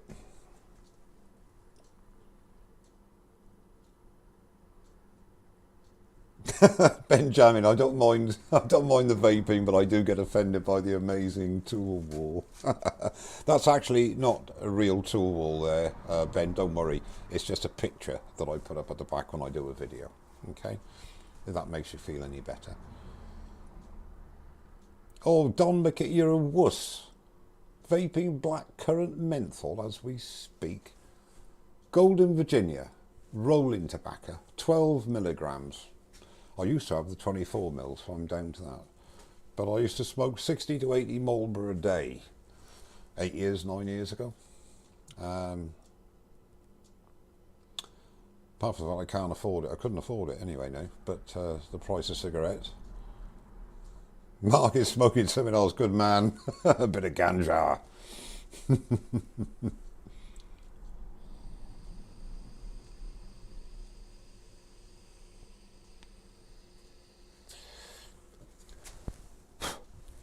Well, I have to say something. Everyone getting offended is offending me. Well said, Florida. I will say one thing. When people say to me, what is the worst wood you've ever turned? I will say fir. And I'm not saying Douglas fir or a piece of fir that has been nicely dried. This piece is an abomination. And if it wasn't for my deep respect and love for Jeremy and Tracy, I would have thrown it in the bin a long time ago. and I don't give up on things very often with wood turning. You know, I have done things before where I've literally turned it away to sort of get it finished. But I think I think we've all expressed the fact that we're offended at being offended at the people that are offended by us being offended. Okay.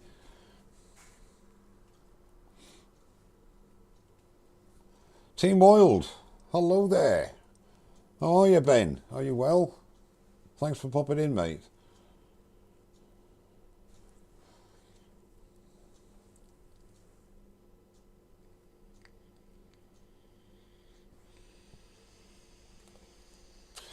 I need therapy as well, Florida. Not for smoking, though. I keep looking at the time. 5 o'clock, I'm going to go. 10 minutes. 10 minutes. So, going back to a question that I forget who asked it now, about the chuck and what have you. I didn't do a video on the chuck stands actually. I got that from, oh God, what was his name? Miguel Sanchez. If you put in, I don't think he uploads videos anymore now. But if you put in Miguel Sanchez into YouTube, go through his videos. He's got some really helpful videos, and in one of them he does this chuck. It's very easy to do, but otherwise I wouldn't be able to do it. And you'll be able to find out how that is made. In terms of chuck jaws, I have the Axminster SK100 set. What other ones make a good addition? I am mainly turning bowls and boxes. Paul, I'll be quite honest with you. If you've got the sea jaws, the dovetail sea jaws, they will do 95% of what you need. That's all I can say.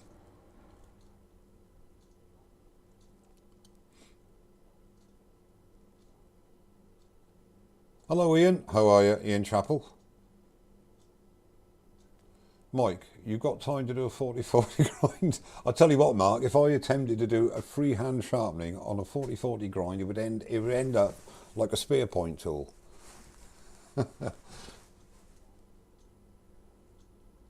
Alright, Dreadnought wood turning also shows how he makes the chuck rack. Okay. The reason I haven't done a video on my chuck rack, it is very, as everything with me, Heath Robinson.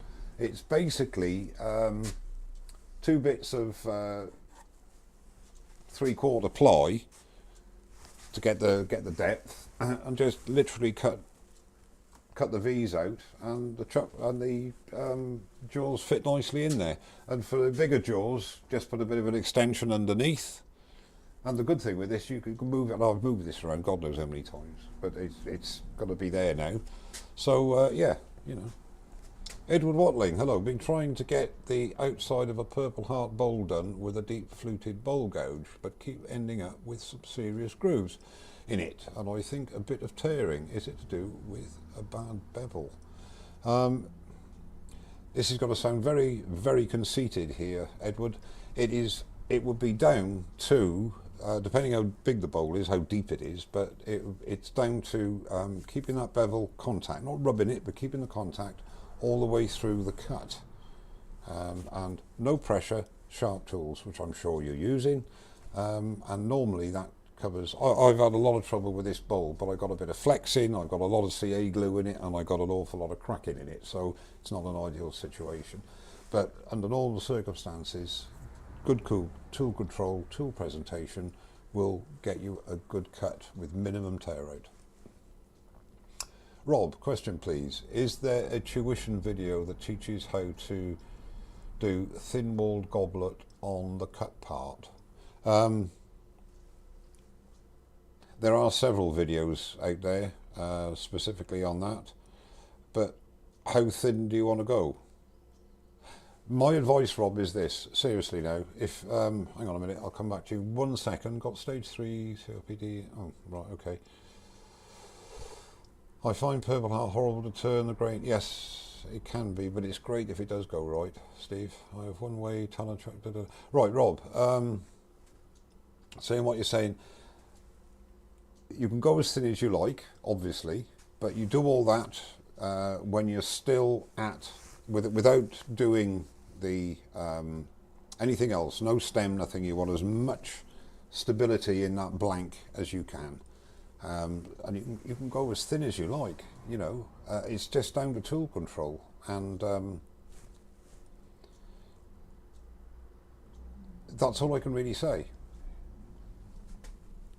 I'll tell you a good way of doing it. If you've got a negative rake scraper, you know, when you get down to say 4 mil and you want to get 3 mil, if you use something similar to that, like a 35 grind like that, you could just take a little angel hairs away and get it as thin as you want, you know. or do what Steve Trudell does, you know, you use a skew chisel to turn a goblet.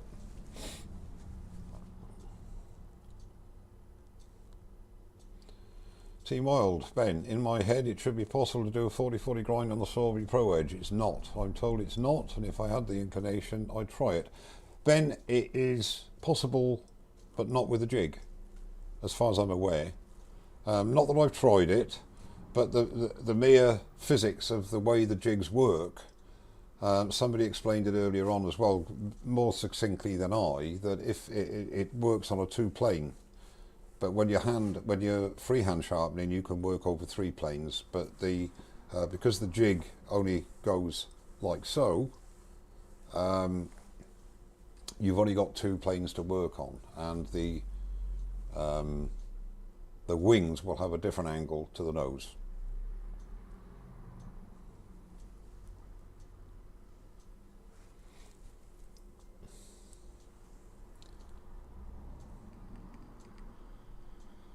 Hi Richard Phelan, how are you? All right, okay. I find the 35 good. I have to say, Simon's negative rakes are great as well, and his angles are 50 on the big bevel, and the relief bevel is 35. That works well as well. But you know, when I was doing my own, the 35 I found great. It doesn't hold an edge that long, mind you, because obviously it's a very fine edge. Watch out of Mike's goblet videos, Rob. He usually goes thin enough that the cup is connected to the stem by only air and magic. Yes, I remember that long one I did at UKIS, yeah. I mean, to be honest with you, doing thin stem goblets and doing thin, it's only kudos really, isn't it? Or it's not how clever I am, but let's see what I can do. Functionality, you know.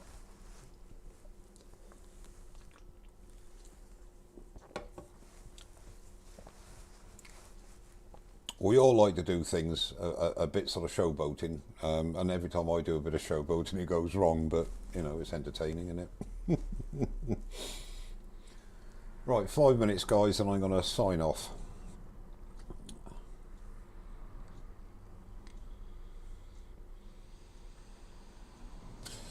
I must thank you for your unwavering support, Steve. This is a man, this Temple Boy Turnings who came to me and pinched a load of wood. And I got it on film as well. My security cameras have got it on film.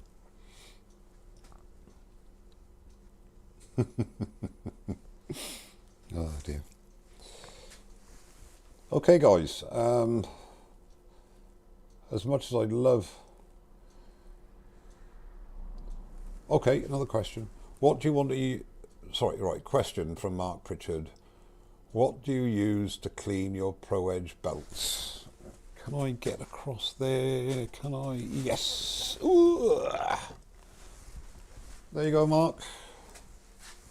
The old belt cleaner, which you'd use for your ordinary belt sander. That's what I use. I don't put it, I mean, I normally use the 120 grit. That's why I don't normally use the 240. I just stay on 120, but very lightly, just to clean it up a bit, and it does the job.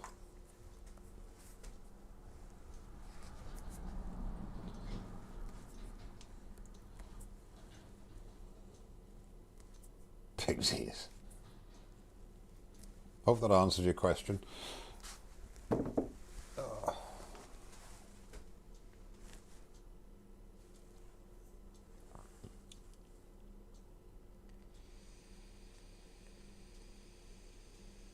Take care, Brickhouse. Thank you very much for coming. I've enjoyed your company and hope to see you again soon.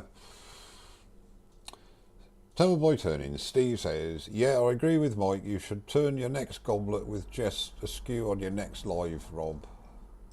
The real challenge being that you don't swear. Well, that challenge has been lost already, isn't it, Steve? Yeah. How long have we been going now? How long? I tell you what, I'm gonna get loads of stick off YouTube. How long is it? Does anybody know how long I've been going? Far too long for just chatting.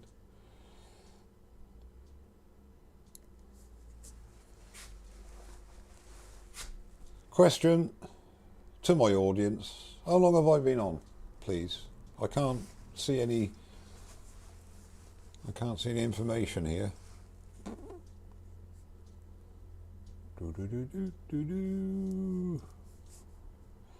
Maybe I'm not looking at the right bit. 118 minutes. Oh, that's all right. It's not too bad, is it? Oh, okay. 118 minutes, 99 minutes. Okay. Take care, Don. Thank you very much indeed. Cheers now. Thanks, Bobby. Oh, that's all right. That's nearly 2 hours. Temple Boy, I can't actually wait for travel to start again, Mike. I need to visit you again. I'm running out of wood. Yeah, well, you're always welcome, Steve. You know that, my old friend. Well, you're not always welcome, but I can't stop you coming, really, can I? All right, Leroy. Thanks, mate. It's just, as I say, a lot of waffling today, as usual.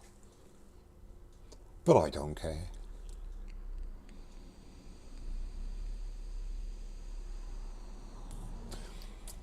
I'll let you guys that are left here know something, actually. It's a bit of an indulgence on my part, these lives, when I do these impromptu ones, because I just enjoy the banter, you know, and enjoy getting together and having a chat with you guys. And in the process, what really does not surprise me, it really pleases me that we do get some quite important questions from beginners, and there are enough experienced turners that turn up as well to answer the questions if I'm not available to do so because I'm turning or something else. So yeah, I think they're quite not successful in terms of, oh look how good they are, but I think they're quite informative to the newer turner, which is basically the reason I do it.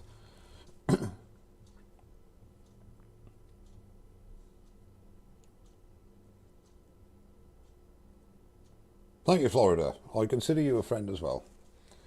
I consider you all friends, actually, apart from Steve Twiddell, because he's an out-and-out. I've got to swear now, Rob. He's a bloody thief. I'll never forget that time when you and Rob came over, and I gave either you or Rob that lovely bit of oak burr. I can't remember who I gave it to or who took it, but it was a lovely bit of oak burr, that was. It's a love-hate relationship myself and Mike have, folks. Not sure which way round the love-hate is, though. No, me neither, Steve. Me neither, mate. I think the reason we get on, Steve, is we tell it as it is, and if I disagree with what you say, I'll tell you, and vice versa. And if somebody can't take a telling on a genuine side of things, then who cares? I love these lives too. Yeah, that's good, Rob. Not enough swearing. At least you won the beard contest with Carl Mike. Yes, Billy. Cool, that's going back a bit. Yeah, I've kept mine, mate. I trimmed it, actually. Do you know what? I had a private message after my live on Sunday from somebody who will remain nameless, not an extremely regular subscriber, who said, I thought your hair, which I was very, very pleased about. And your beard looked a bit scruffy on Sunday night. So I trimmed it. Not because of him, because I'm going back to work tomorrow, but I've never been a fashion icon. Steve, does your wife mind you doing all these lives? No, she doesn't. She's glad to get rid of me, Steve. Actually, she is Zooming with her writing group. Might be finished now, but she has a couple of hours a week with her writing group since lockdown. So, no, she doesn't mind.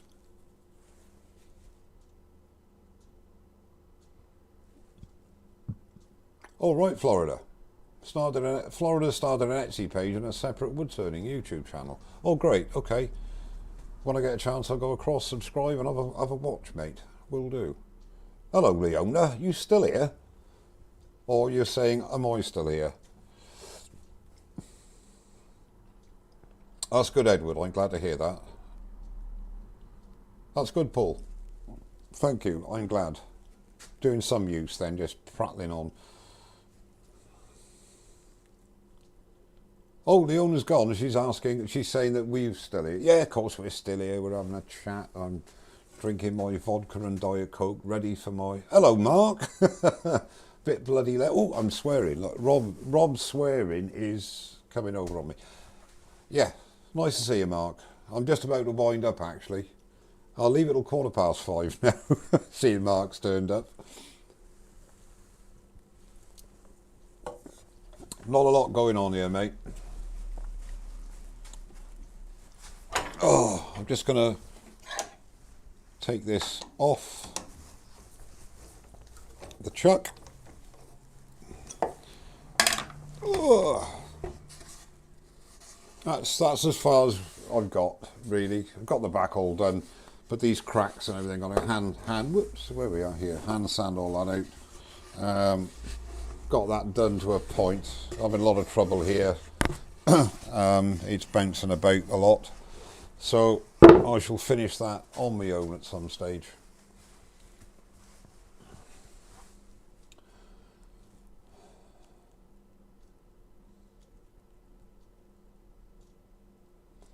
I wish. I've just gone back on the chat here. Hang on, where are we?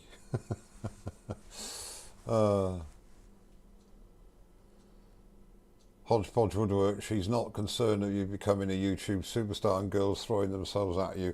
No, Hodge, no, that's something, no. The days of girls throwing themselves at me are long gone, let me assure you. Steve, Mike's wife is a Lutonian, salt of the earth and most understanding, like all fantastic, cool Lutonians. Yeah, well, you must have broken the mould there then, Mr.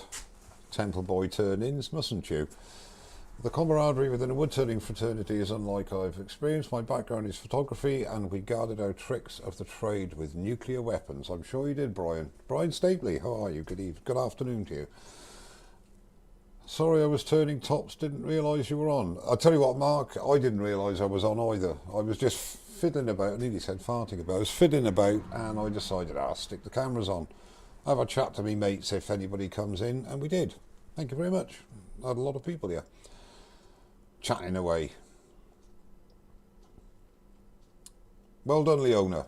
Nice one. Hello, Shay. Didn't know you were on. I didn't know I was on either. Just said that to Mark, Shay. I'm not really on. I'm about to go now, actually. Rob's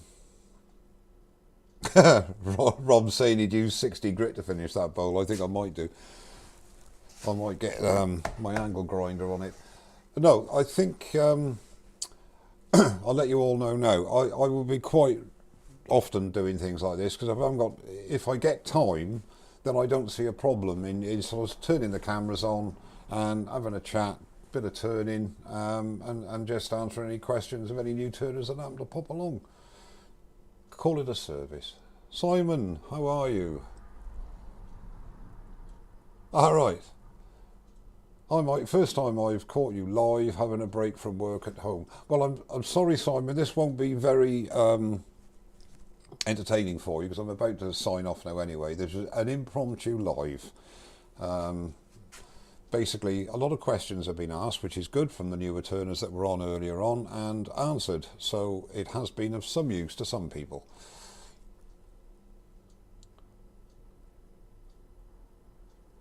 It's up to 10 now. Yes, I do know what you mean.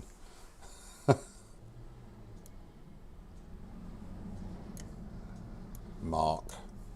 What have we done here? I don't know how many. Funny enough, I'm not sure how many I've had on this currently. I won't know till it goes on YouTube.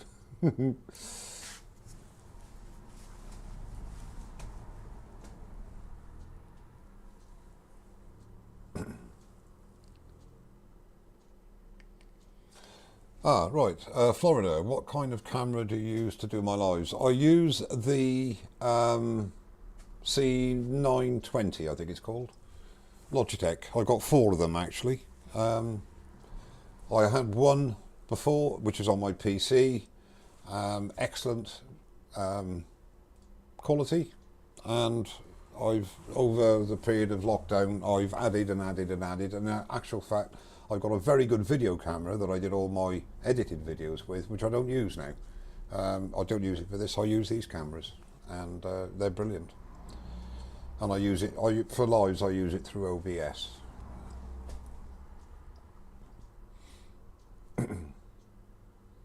Like you need permission, and you have started already, Leona.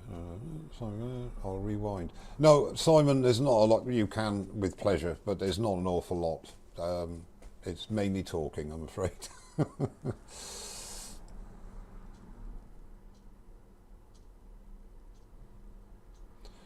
Shay, I miss what's happening. By any chance are you getting bounce on the inside, if you have started hollowing, that is? Yes, I was getting a bit of bounce on it, but that's mainly, Shay, I tried your, by the way, on the back, this is for Shay, I tried your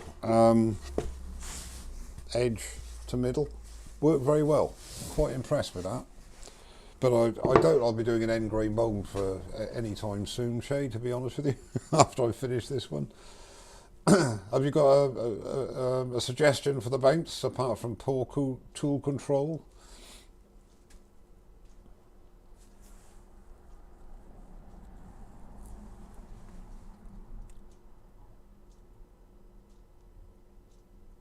Florida, OBS for lives. Yes, OBS for lives, definitely. That's what I use anyway. Well, actually, I use OBS now for everything. So my edited videos, you know, that go up, there's 15-20 minute videos. I use OBS. I use my system through OBS now. Everything is done through OBS and these C920s.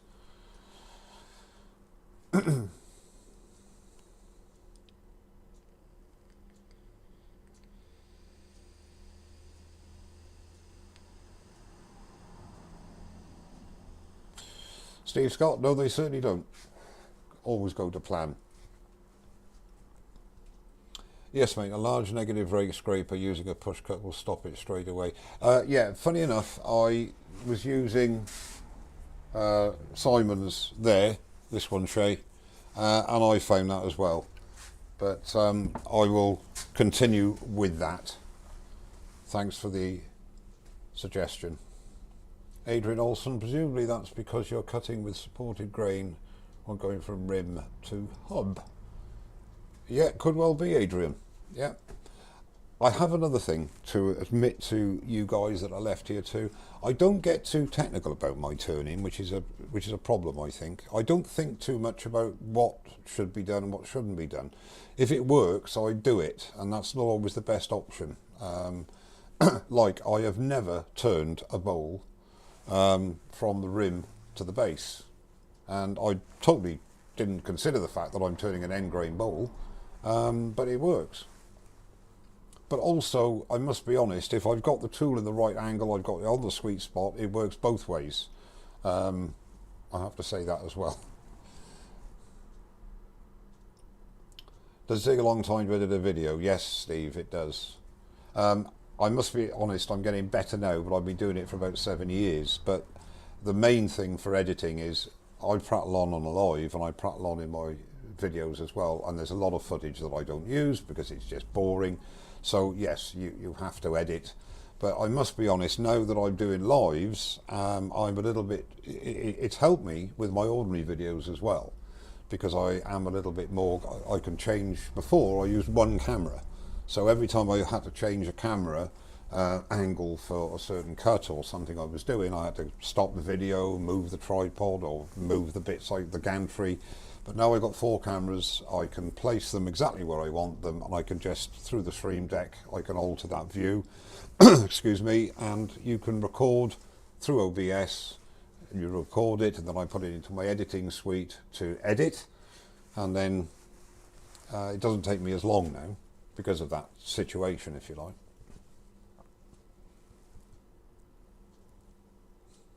Brigos, yeah, thank you.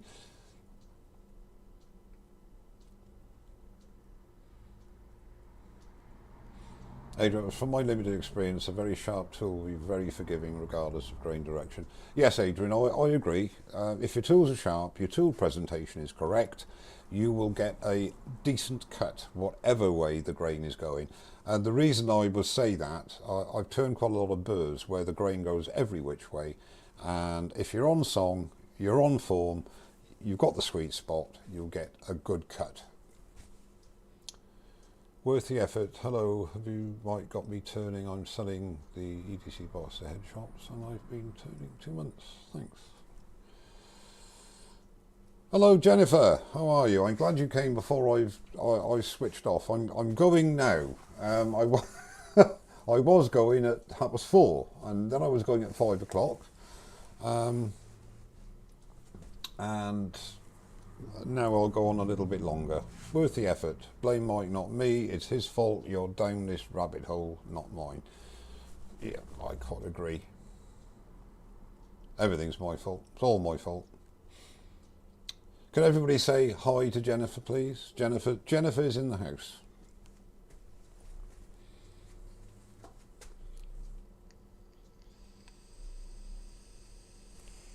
Right, now I'm going to feel guilty going. Because people... Hello, Greg. How are you, Greg Spear from Texas? Pleased to see you, pleased to meet you, and thanks for turning in just before I sign off. David Rowe has said, go when your wife calls you in for tea. Well, if I do that, that'll be another hour and 10 minutes. Well, hour and a quarter, because we have our tea at 6:15. But I got to get up early in the morning. Gotta go to work. Oh, I do, Brickhouse. I feel so guilty. Another thing I have to apologise for, I'm very poor at remembering Christian names on people that have names like Brickhouse Craftworks and others. Florida Bearded Fisherman. They've all told me their Christian names and I always forget them. Billy Burt, how's the shop build coming on, Sean? I don't know, but Sean will tell you, hopefully.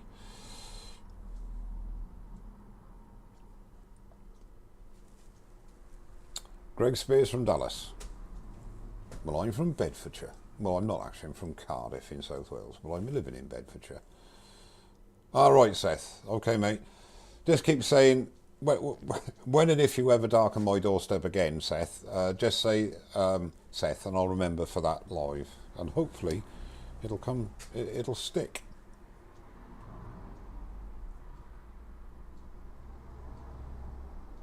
No, you didn't know and I didn't know I was on today either, Jennifer. I hadn't planned it. It was a spur of the moment thing.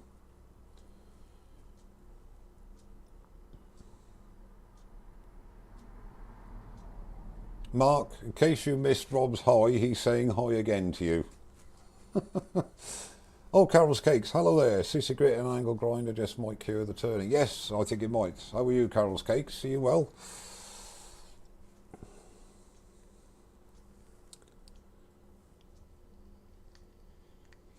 Turn a quick long stem goblet there, Mike, while you chat. I could do that, Steve, but no, I couldn't do it in an hour. Well, I suppose I could.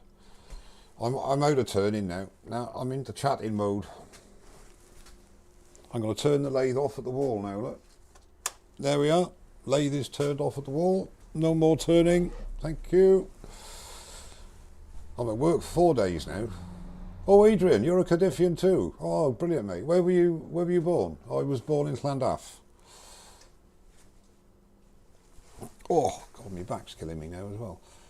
I haven't a clue how you keep shavings out of your tool rack. Let me tell you something, young, worth the effort. After Sunday's turn-in, it took me an hour and a half to clean this place up. I had, not shavings, dust from this horrible piece of rubbish everywhere, and I mean everywhere. It was really unpleasant. Shavings I can put up with, but nah, not dust.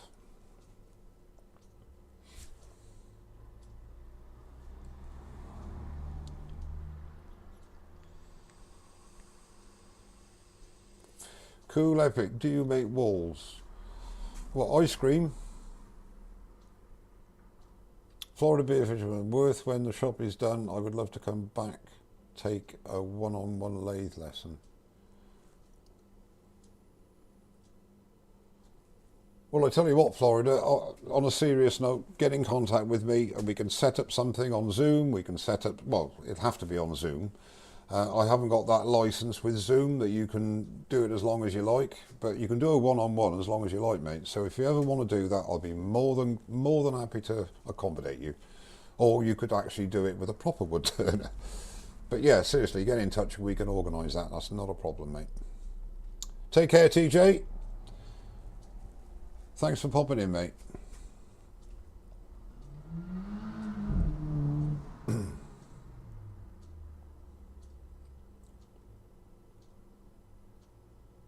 You lived in Landhaft too? I don't believe it, Adrian. Good grief. I wasn't born at St David's. I was born in the I forgot what it's called now. The main hospital in Cardiff. What was it? Cardiff General, was it? Yeah, Cardiff General. 4 o'clock, calling to my mum. God rest her. Yeah, that's okay. Florida, seriously, I will do that with pleasure, mate. Absolute pleasure.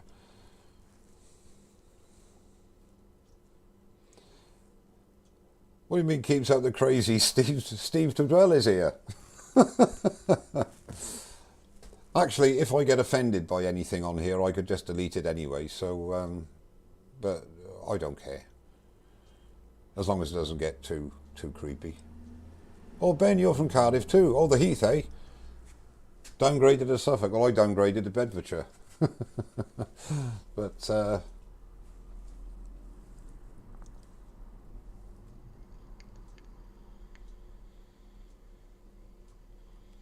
actually, Rob, Leona has offered before to be the moderator, but as I've said before, at the risk of, whoops, I just stepped on me wire. But I like to do it on my own. But what I would like, obviously, is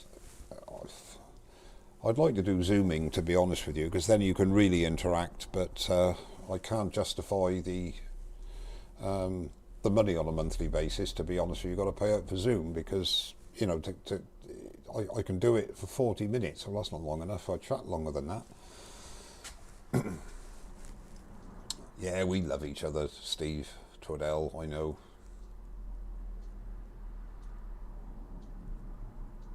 Do you like to eat cigarettes? Do man can't smoky.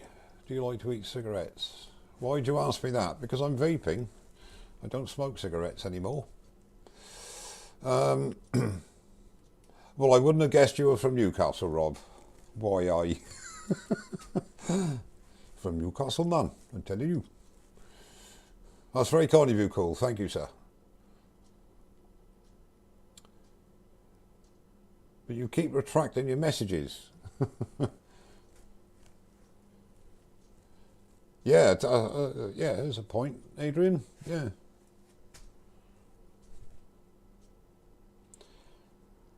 Yes, so you'd make a great moderator, Rob. You would, actually.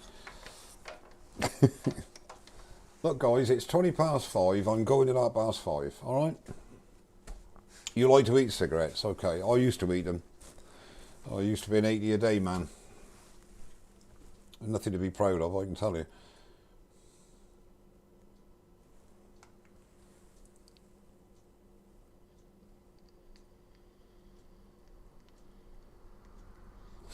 Well said, Brickhouse.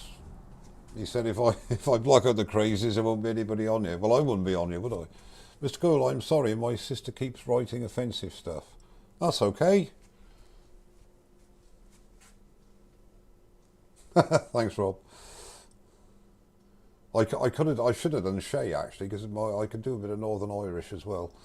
I wonder if there's a translation issue here. Yeah, Chelmsford. I also like to eat dogs. They taste nice. Really? Oh, good for you. Stick to the vaping and enjoying your... yeah, very right, Simon. Yeah. I smoked from the age of 8. Not many, but I started my first cigarette when I was 8 years old. I'm 69 now, and I gave up, I think, when I was 61, about 8 years ago. But I'm still addicted to nicotine, but I'm a lot healthier than I was when I was smoking cigarettes, would you believe?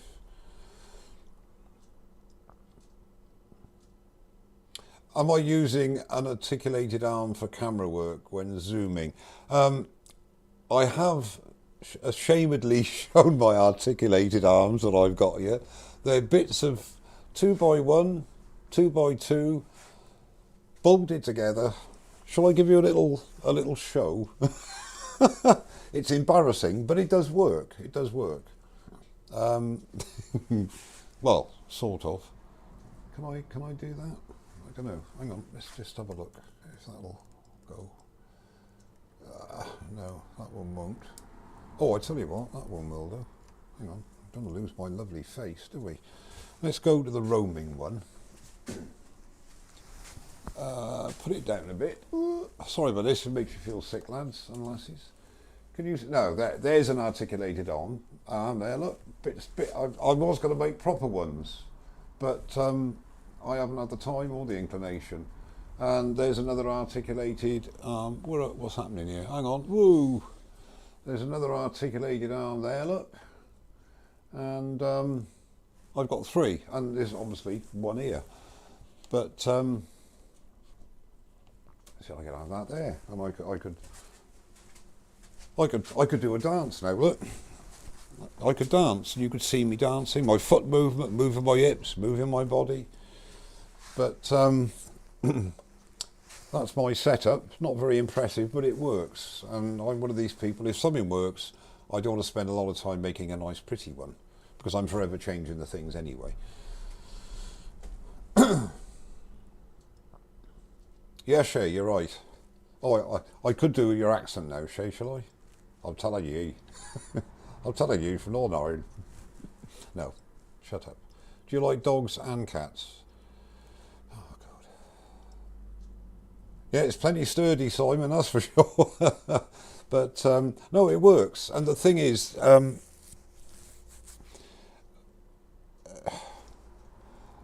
I don't move it around much now, but I must have moved everything around 3 or 4 times because I can't quite get it, where I want it for that particular shot. But now I've got the 4 cameras working and one here, it's great.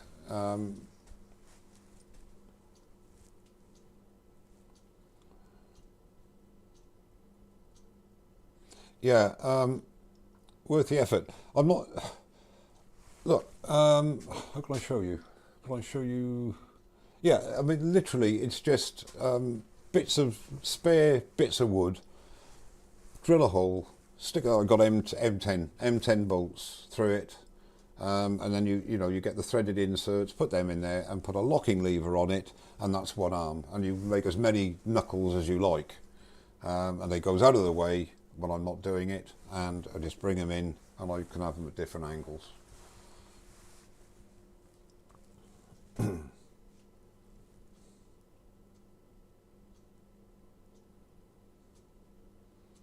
You blocked the dog eater.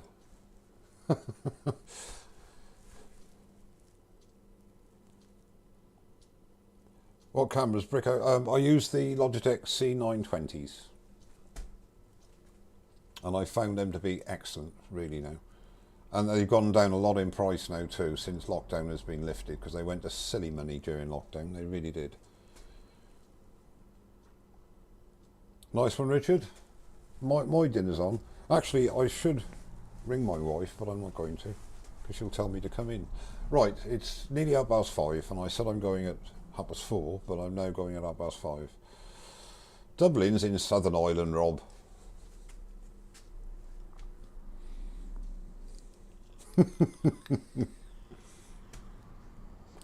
Take care, Mark. Thanks for popping in. Always nice to see you, mate. I'll be thinking of you when I'm getting up at 5:30 in the morning to go work. Sean, I told one of the others the other day that I just installed the ceiling track system from Rockler. Alright, little pricey, but they are perfect for ceiling mounted boom mount. Yeah, see, no, Brickhouse does it properly. He's got the proper gear, you know. Got a proper boom. Ed Oliver, Martin Sabersmith, they've all got the gear. All the proper gantries and everything else. Not me, I got bits of 2x1 and a few bolts. You live in Kerry. Well, you live in Kerry, but you're from Northern Ireland, Shay. That I do know with your accent. I've been to Kerry, done the Ring of Kerry and Dingle Bay. Only been to Ireland once. Came into Cork Airport. Do I have a donation page? No, sir. But you're more than welcome to donate on the Super Chat if you want. No, I don't have a donation page, but people occasionally give me a couple of pennies on Super Chat. I don't think I deserve anything today, though.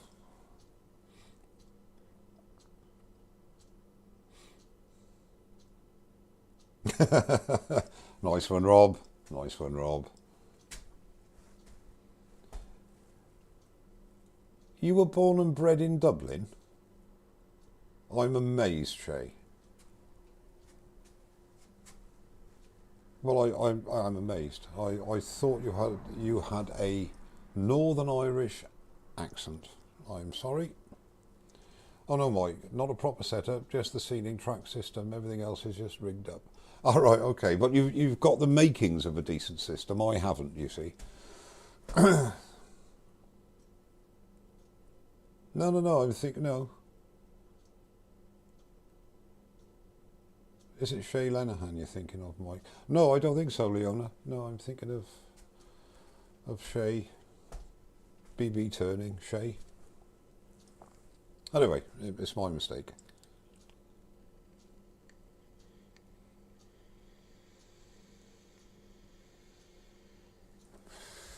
Shay Mayer is who I'm thinking of. I would give you my earnings since I'm a huge fan, but the Super Chat is not available in my region. Never mind, your presence is more than remuneration enough, cool. Epic, let me tell you. It's very kind of you to even offer.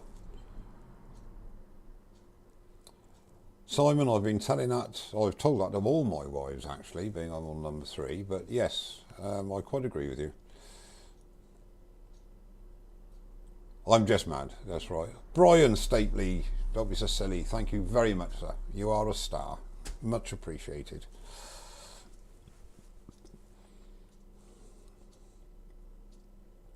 I tell you what, I think in actual fact I'll stop turning and just have a chat.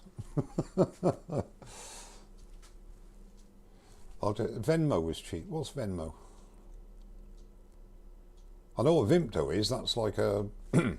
we used to... It's a fizzy pop, or a fizzy soda, as you'd say in the States. Oh, do you mean Vimeo? Florida? Do you mean Vimeo? Anyway, it doesn't matter. Thank you again, Brian. Seriously, very kind of you.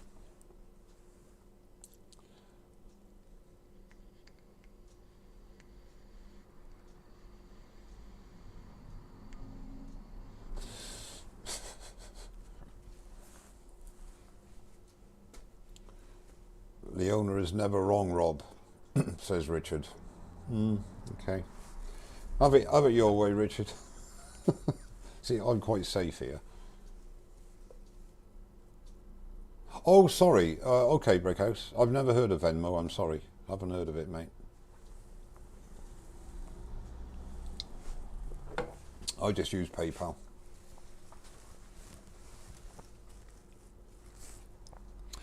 Anyway, guys, I feel very... Well, that's very kind of you, Brian. Thank you. And you've brightened mine as well for turning up, my friend, I assure you. And I must say, once again, and I'm not sounding too schmealy-mealy, but I really sincerely thank all of you for turning up. It's blown me away that so many of you did turn up at one stage, and there's still so many of you here. I personally have thoroughly enjoyed it. Hopefully some of you have learned something along the way. Certainly had a good chat and a good laugh. And I'd like to thank you once again, and I look forward to seeing you very, very soon. And I'm going to sign off now, so you take care. Cheers now.